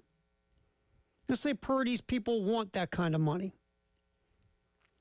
If you're San Francisco, Shedeur Sanders can probably do a lot of the same things that Brock Purdy did in this offense. And Sanders physically is better than Purdy when it comes to being physical with the traits of arm strength and be able to move around. And Sanders' gifts are A, he's very accurate, B, he's very smart. What's Brock Purdy? Very smart. That started the whole thing, right? Yep. And he can run that offense, and the throws he can make, he's very accurate. Yep. Well, if Kyle Shanahan can put together an offense for Brock Purdy, I think Kyle Shanahan could put an offense together for Shedeur Sanders. Yeah, probably so. How interesting is that idea that San Francisco would not finish up, because obviously they're not getting this done with Purdy right now. I think they'll get it done. Yeah. Here's what I think. I think Purdy's the quarterback. But this scenario somebody brought up made me think, I don't think that's crazy. Yeah, it's a possibility. if he's available that far down. And again, I'm seeing fewer and fewer mock drafts with him going in like that first 3. So it does seem like he's going to be somewhere in the middle to bottom of the first round at this point. And again, we'll see what happens. Because I'm going to say this. If I'm Cleveland, I'm taking Travis Hunter. If I'm the Giants, I'm taking Abdul Carter. And New England's got their quarterback. Jacksonville has their quarterback. Vegas, I mean, they signed Geno Smith to it's really a 1-year deal. But no one's talking about them taking Sanders anymore. It's more of like the Austin Genty thing. Jets, they're the Jets. Carolina's got their guy. Then you get to New Orleans, and that's a landing spot and whatever. I don't think Sanders gets out of the top 15. Something's going to happen. I just think that. And I'll say this about Travis Hunter. And more that I think about this, if I draft Travis Hunter, I'm playing him at wide receiver and corner. What makes him special is his versatility. And I'm hearing people saying, you can't do that in the NFL. Well, why not? You can't do it every play. Exactly. That's the thing. He's going to have to, we'll say, primarily be a corner, and then you have packages or a handful of plays on offense you can bring him in on. Honestly, because the NFL it's different. Offenses are different than in college. So he can't go out there and play 120 snaps. But I'll tell you this, he's going to play full-time on defense. He's going to run 30 snaps on offense for me at wide receiver. Yeah. This guy is really good on both sides of the ball, and if you don't take advantage of that, you're not very bright. Don't draft him if you're not planning on playing him at both. Sure. Because I think that's what makes him so special, because he can affect the game on both sides of the ball. So we'll see. All right, South Carolina with the spring game over the weekend. I'll grab a little cut here real quick, Dave. Get ready, get set. We talk a lot about the offensive line. Boaz Stanley we've talked about as the starting center, possibly. It feels like coming out of the spring, he's got the inside track. Lenore Sellers talked about working with Stanley, Dave. Let's get to this cut right here. Cut 11. Lenore Sellers talking about working with Boaz Stanley again. Cut 11, Dave. Yeah, smart guy. He's just physical, super positive, always happy. I don't think I've ever seen him like down or anything. He's always smiling, like no matter what, if it's good or bad. He just knows what he's doing. He has a lot of experience on the college level, so excited to work with him. It feels like right now he's the dude in case something really changes and someone really pops. Like, one of the other transfer portal guys who could play some center could catch him. But he did a nice job when he played center last year when he got moved inside. So it feels like he'll be the dude, barring something unexpected. Yeah, it's his job to lose, and I believe he was on the Garnett team on Friday night. Yeah, he didn't work with Sellers, right? Yeah, he didn't get a chance to work with Sellers. But again, everything we've heard and read coming out of spring practice so far indicates those guys are progressing well. All right, so obviously we'll continue spring game conversation and sound all week long as we get you caught up on everything that went on Friday for the 2025 Carolina spring game. Greatest day in the history of the world is April 21st. We'll get into that next here on the Halftime Show with David Ayer and Tyler Head and Terry Ford here on The Game. 107.5 The Game in Columbia. 100.5 The Game in Florence. And 100.3 The Game in Myrtle Beach. The Game Network, powered by Integrated Media. The Game TV, sponsored by Shepherd's Glass. For auto, home, and commercial glass. ShepherdsGlass.com. In Chapin and West Columbia. The Game TV, sponsored by Shepherd's Glass. Shepherd's Glass. Prescriptions require an online consultation with a healthcare provider who will determine if appropriate. Restrictions apply. See website for details and important safety information. Price varies based on product and subscription plan. Hey guys, let's talk ED because millions of men experience it, but not everyone can access or afford treatments like Viagra. Well, HIMS can help. Through HIMS.com, you can get a full range of treatment options for ED, including daily or as-needed meds through a 100% online process. It all starts with an online intake form. Get started at hims.com/radio, and from there, a medical provider licensed in your state will determine if ED treatment is right for you. If prescribed, your medication is shipped to you for free. Find the ED treatment that fits your needs with options up to 95% less than the brand names. Millions of men experience ED, but HIMS can help. To start your free online visit and save up to 95%, go to hims.com/radio. That's hims.com/radio for your free online visit. HIMS.com/RADIO. It's Kubota Orange Days. From America's #1 selling compact tractor to zero-turn mowers and versatile RTVs, get your perfect match delivered to your door. Now through June 30th, get 0 down, 0% APR for 84 months or up to $3,000 off select compact tractors. See the details at KubotaOrangeDays.com. Stop by Pioneer Farm Equipment in Orangeburg, 1 mile off of I-26 exit 154B, or at PioneerFarmSC.com. Hey, this is Ray. And Mary Ann with Absolute Glass. We've been blessed to serve the Midlands glass needs for 20 years. We have been fortunate enough to help thousands of customers with the best glass service in town, in our store, and all over the Midlands. Sure, we can fix your windshield, usually at no cost to you. But at Absolute Glass, we can also care for all your other glass needs too. Home windows, shower doors, tabletops, shelving, storefronts, and all your commercial needs. Contact us at 803-951-7200 or at AbsoluteGlassInc.com. Just remember, if you can see through it, we can do it. If you need to hire, it seems like the whole process can be exhausting. You search resumes, wait for the right candidates to apply, set up initial interviews. It's a lot of time and work. Well, what if you could meet with qualified candidates for your job the very next day? Now you can with Zip Intro from ZipRecruiter. And right now, you can try it for free at ZipRecruiter.com/radio. Zip Intro is super easy to use. You simply pick a time, and it does all the work of finding and scheduling qualified candidates for you. Then you can choose who you want to talk to and meet with great people on back-to-back video calls as soon as the next day. Best of all, you save time and energy. Try Zip Intro for free right now at this exclusive web address, ZipRecruiter.com/radio. Zip Intro. Post jobs today. Talk to qualified candidates tomorrow. Once again, go to ZipRecruiter.com/radio to try it for free. That's ZipRecruiter.com/radio. I can't sleep. What is it now? It's the company. It's chaos. What's chaos now? The numbers, the expenses, the books. What if we get audited? No one's gonna audit you at 3 a.m. Go to sleep. I can't sleep. You could if you used Ramp. Who said that? I don't care because they're right. Go to sleep and sign up for Ramp in the morning, Jerry. Ramp is the corporate card that handles all your tedious financial operations automatically, integrates directly with your ERP, and gives you complete control over every transaction. Ramp gives you everything you need for bulletproof books and a better night's sleep. Wow, that is exactly what my company needs. Yes, and exactly what I also need. Go to sleep, Jerry.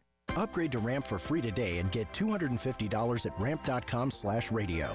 Ramp.com/radio. That's RAMP.com/radio. Cards issued by Sutton Bank, members FDIC. Terms and conditions apply. What you're talking about. Sponsored by Love Chevrolet. Act now for springtacular savings on the best selection of new Chevys. I-26 at Harbison and at lovechevy.com. Together, let's drive.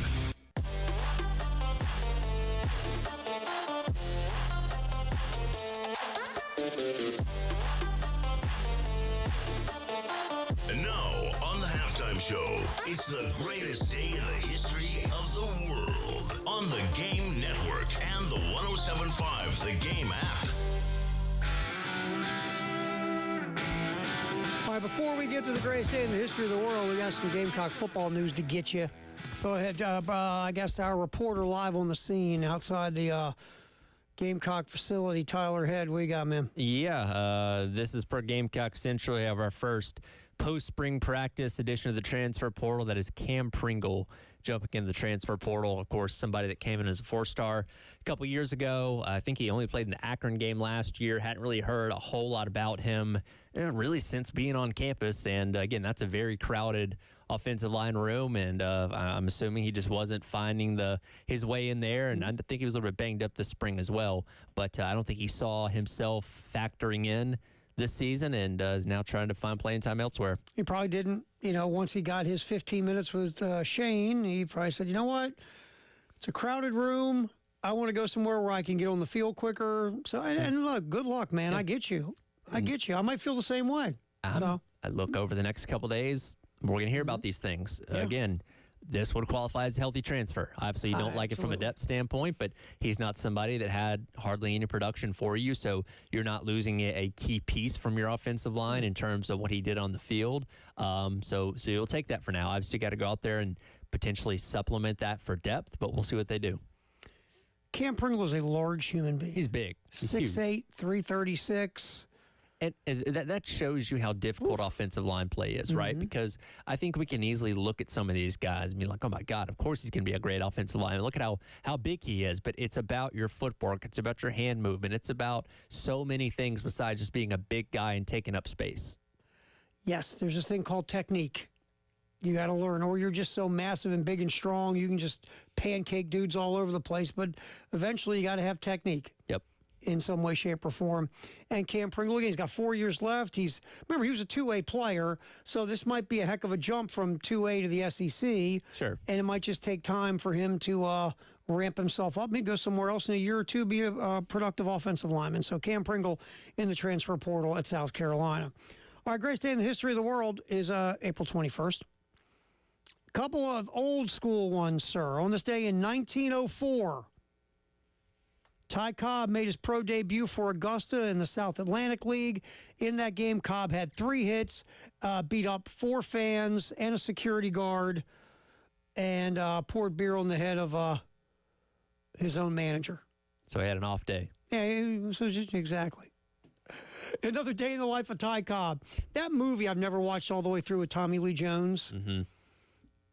So I've only seen bits and pieces of it, but everything I've ever read is Ty Cobb was a despicable human being. Good baseball player. Great baseball player. You know, he became like a executive for he either had stock or became an executive for Coca-Cola or Pepsi or something. So he wasn't hurting for dough his entire life. No, that's probably what contributed him to being a bad person. Miserable human being from everything I've ever read or heard.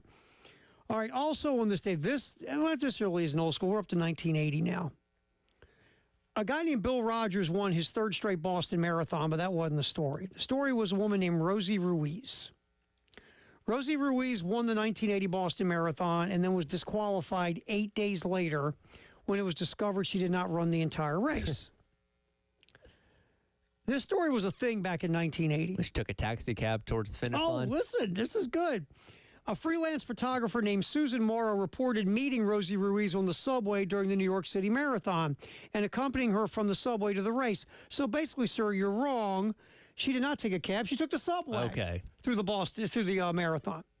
So she lost touch with Ruiz after that, but came forward when the news of Ruiz's dubious Boston win broke. Now, according to Morrow, she met Ruiz on the subway, and together they walked a distance to the finishing area where Ruiz identified herself as an injured runner. She was escorted to the first aid station, and volunteers marked her down as having completed the marathon, thus disqualifying her for the Boston Marathon. This was in New York. Yep. But so basically, she appeared in the Boston Marathon, the female category, with a time of 2:31:56, fastest female time in Boston Marathon history, 3rd fastest female time ever recorded in a marathon. There were suspicions from the beginning. The winner, Bill Rogers, who just won his 3rd straight, noticed that Ruiz could not recall many things that most runners know by heart, such as interval times and split times. Other observers noticed that Ruiz was not panting or coated in sweat. That's the one to me, right? Yeah. You just ran 2.5 hours and didn't sweat? Right. At least, like, spritz yourself with some water or something.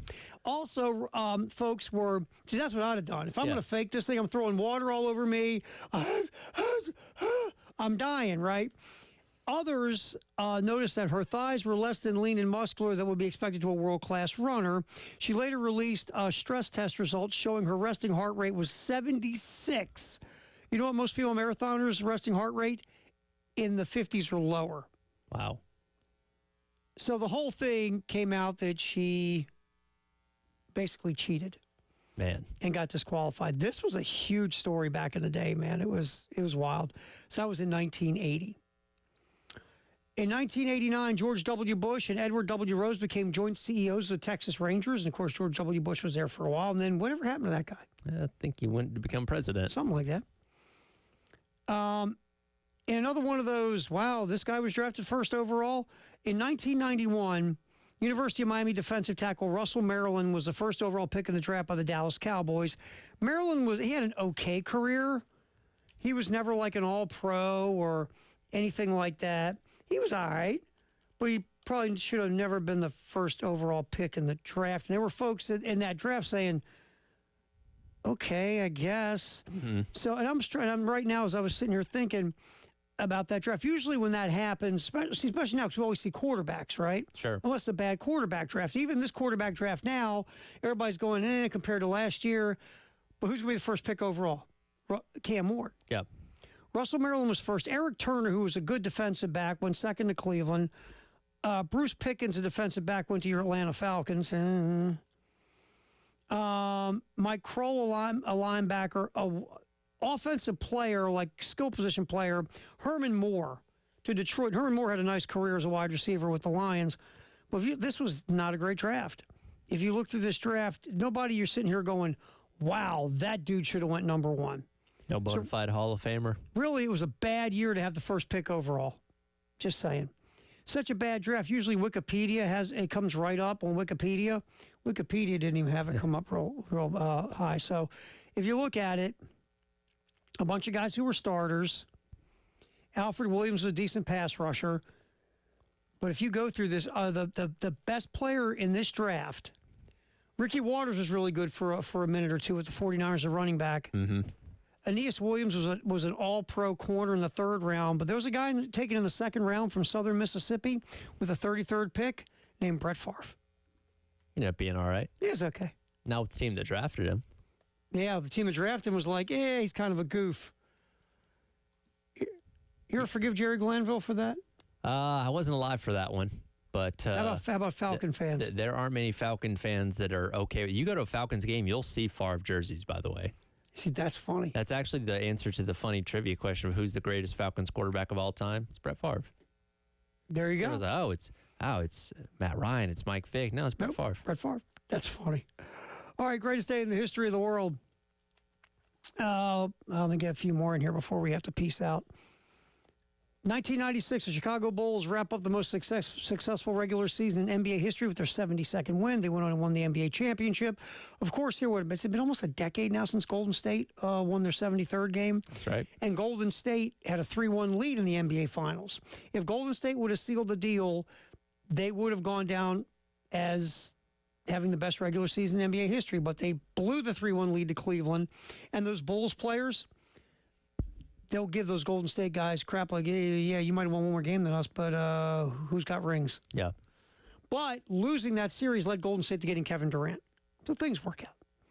2001, some guy named Hasim Rahman knocks out Lennox Lewis in the 5th round to become the heavyweight champion in South Africa.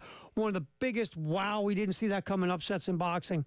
Rahman was a Baltimore guy, and they had a parade for him, and he was sitting, they had the convertible and everything. He fell out of the convertible. Oh, wow. Yeah, pretty much. 2001, some guy named Michael Vick was the first pick overall by the Atlanta Falcons. Again, fun player to watch. Had great moments. Great moments. It didn't end well. Great. Yeah, and that whole jail thing happened. That was so Falcons. Yeah, so Falcons. You've suffered, man. We'll leave you on this one. 2013, Joe Scarborough, a 50-year-old self-employed electrical contractor, rolls the first 900 series in PBA history. That's 3 straight perfect games. 3 straight perfect games, 36 straight strikes. That's hard to beat. It was in the first round of a PBA qualifier. It was called the PBA 50 Sun Bowl. My man rolled 900. I'm assuming he won, by the way. You think? All right, it's the greatest day in the history of the world. Firehouse sub text the hour 803-404-6100 is next. And we'll also yip what we guess with Jay Phillips or Elijah on the handoff sponsored by Little Pigs on Alpine. That is next here on the Halftime Show with Tyler Head and David Dare and Terry Ford here on the game. 107.5 The Game in Columbia. 100.5 The Game in Florence. And 100.3 The Game in Myrtle Beach. The Game Network.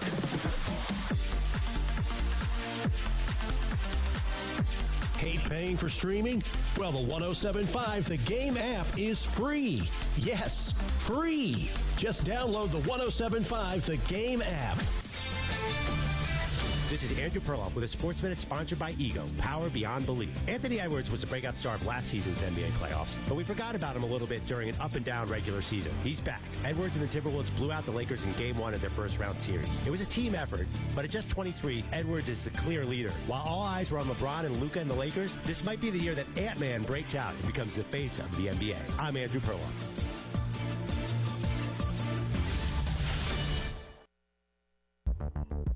Drafting the perfect roster means getting the right balance of power and performance. Season after season, Ego Outdoor Power Equipment has drafted a truly innovative lineup of cordless tools that has the power of gas without the noise, fuss, or fumes. Plus, the same battery powers all Ego essentials, from mowers and blowers to chainsaws and trimmers. It's all power, zero compromise. Check out the Ego lineup of spring must-have tools at egopowerplus.com. Did you know your skin is the largest organ of your body? Huh? That's why you should shower with Old Spice Super Hydration Body Wash instead of plain old bar soap. Love your skin by super hydrating it with vitamin B3 and glorious notes of vanilla and shea. Did you know that my super hydrated skin is the second largest organ of my body? The first is my heart. Old Spice. Men have skin too. Old Spice Super Hydration Body Wash. 24/7 renewing moisture. With daily use. Progressive presents Employee of the Month. Small Business Edition. Today's recipient from Lucky Larry's Landscaping, Larry! Larry saved his business money with a quick commercial auto quote from Progressive. Does it help he's his own marketing manager, accountant, executive assistant, and never been late? Technically, yes, but saving really put him over the edge. So, Larry, give Larry a round of applause. Be your own Larry. See if you could save in as little as 7 minutes at ProgressiveCommercial.com. Progressive Casualty Insurance Company and Affiliates.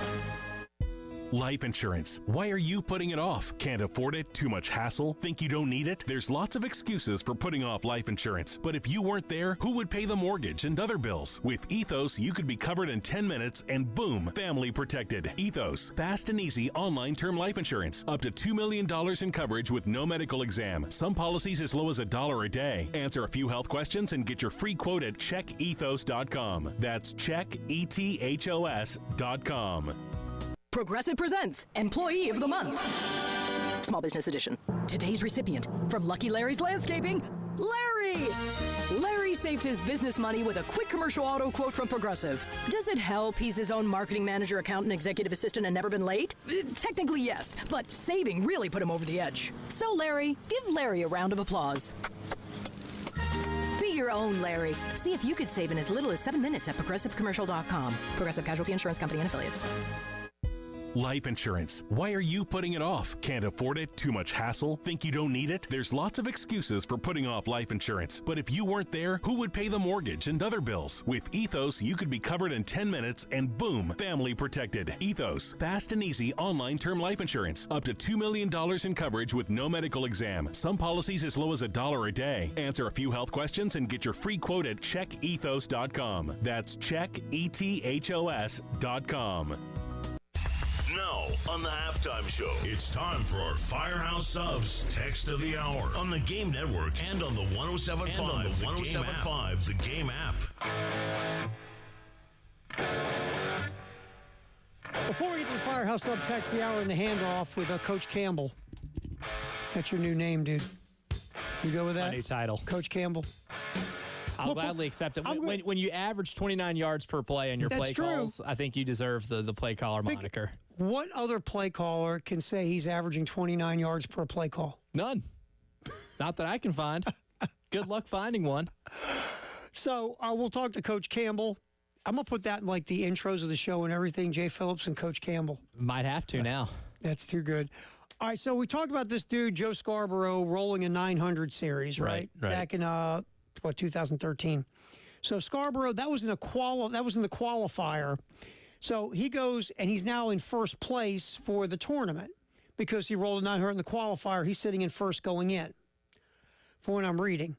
Then you ready? The guy that threw 37 straight strikes, then rolls 2 straight sub 200 games. Magic ran out. Yeah, dude, he was can't just be great forever.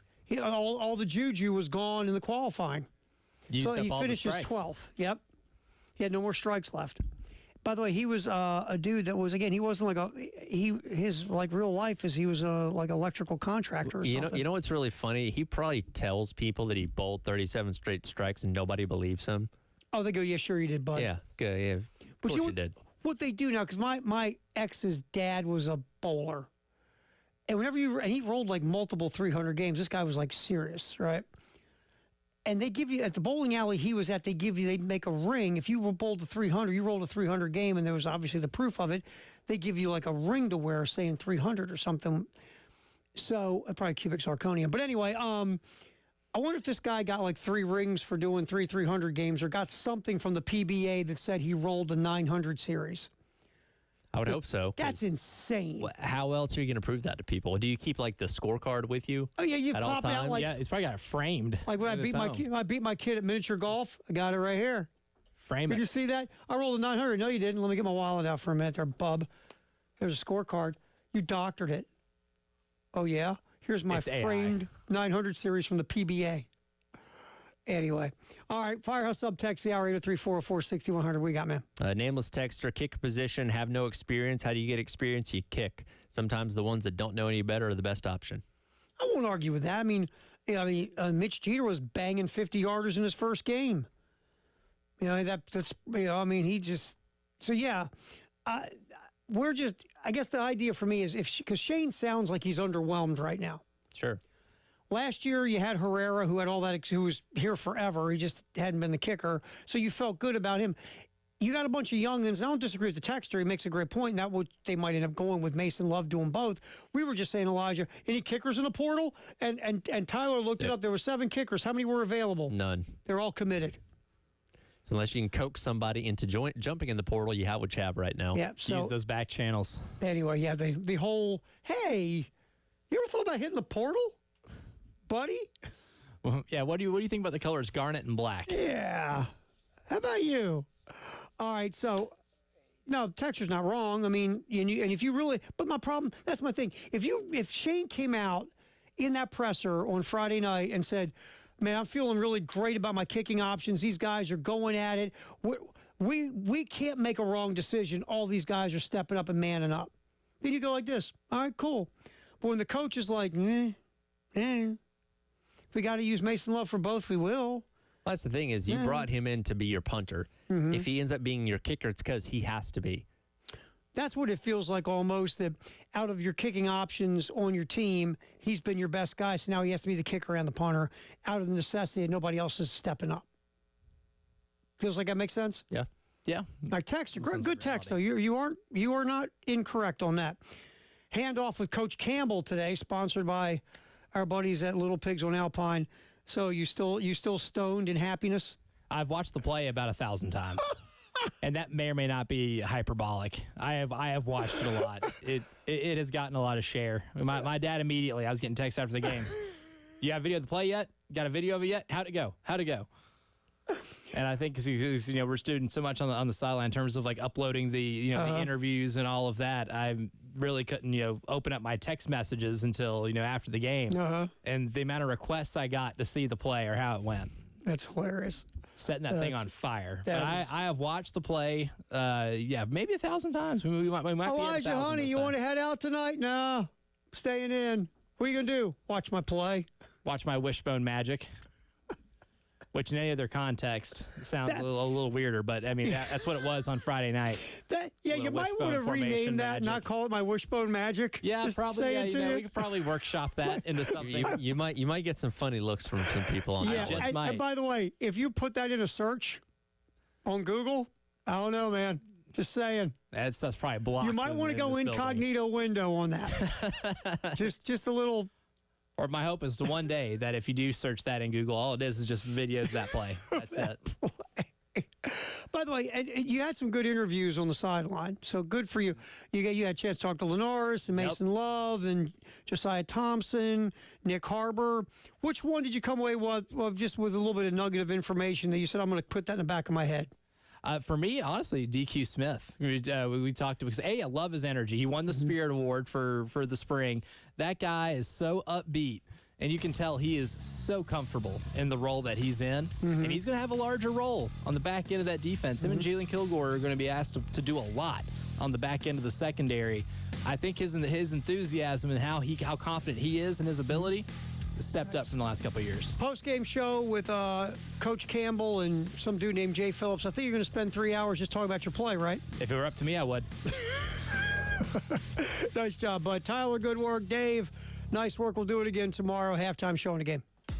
107.5 The Game, broadcasting live from the Herndon Chevy Studios. You can save up to $20,000 on new Silverados. Stop by or shop online today and see how Herndon Chevy makes you smile. Together, let's drive.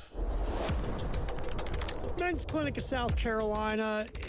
Look, it's where we go as guys. It stinks. The things we did at 25 and 35, you can't do anymore once you get 45, whatever the case, 55.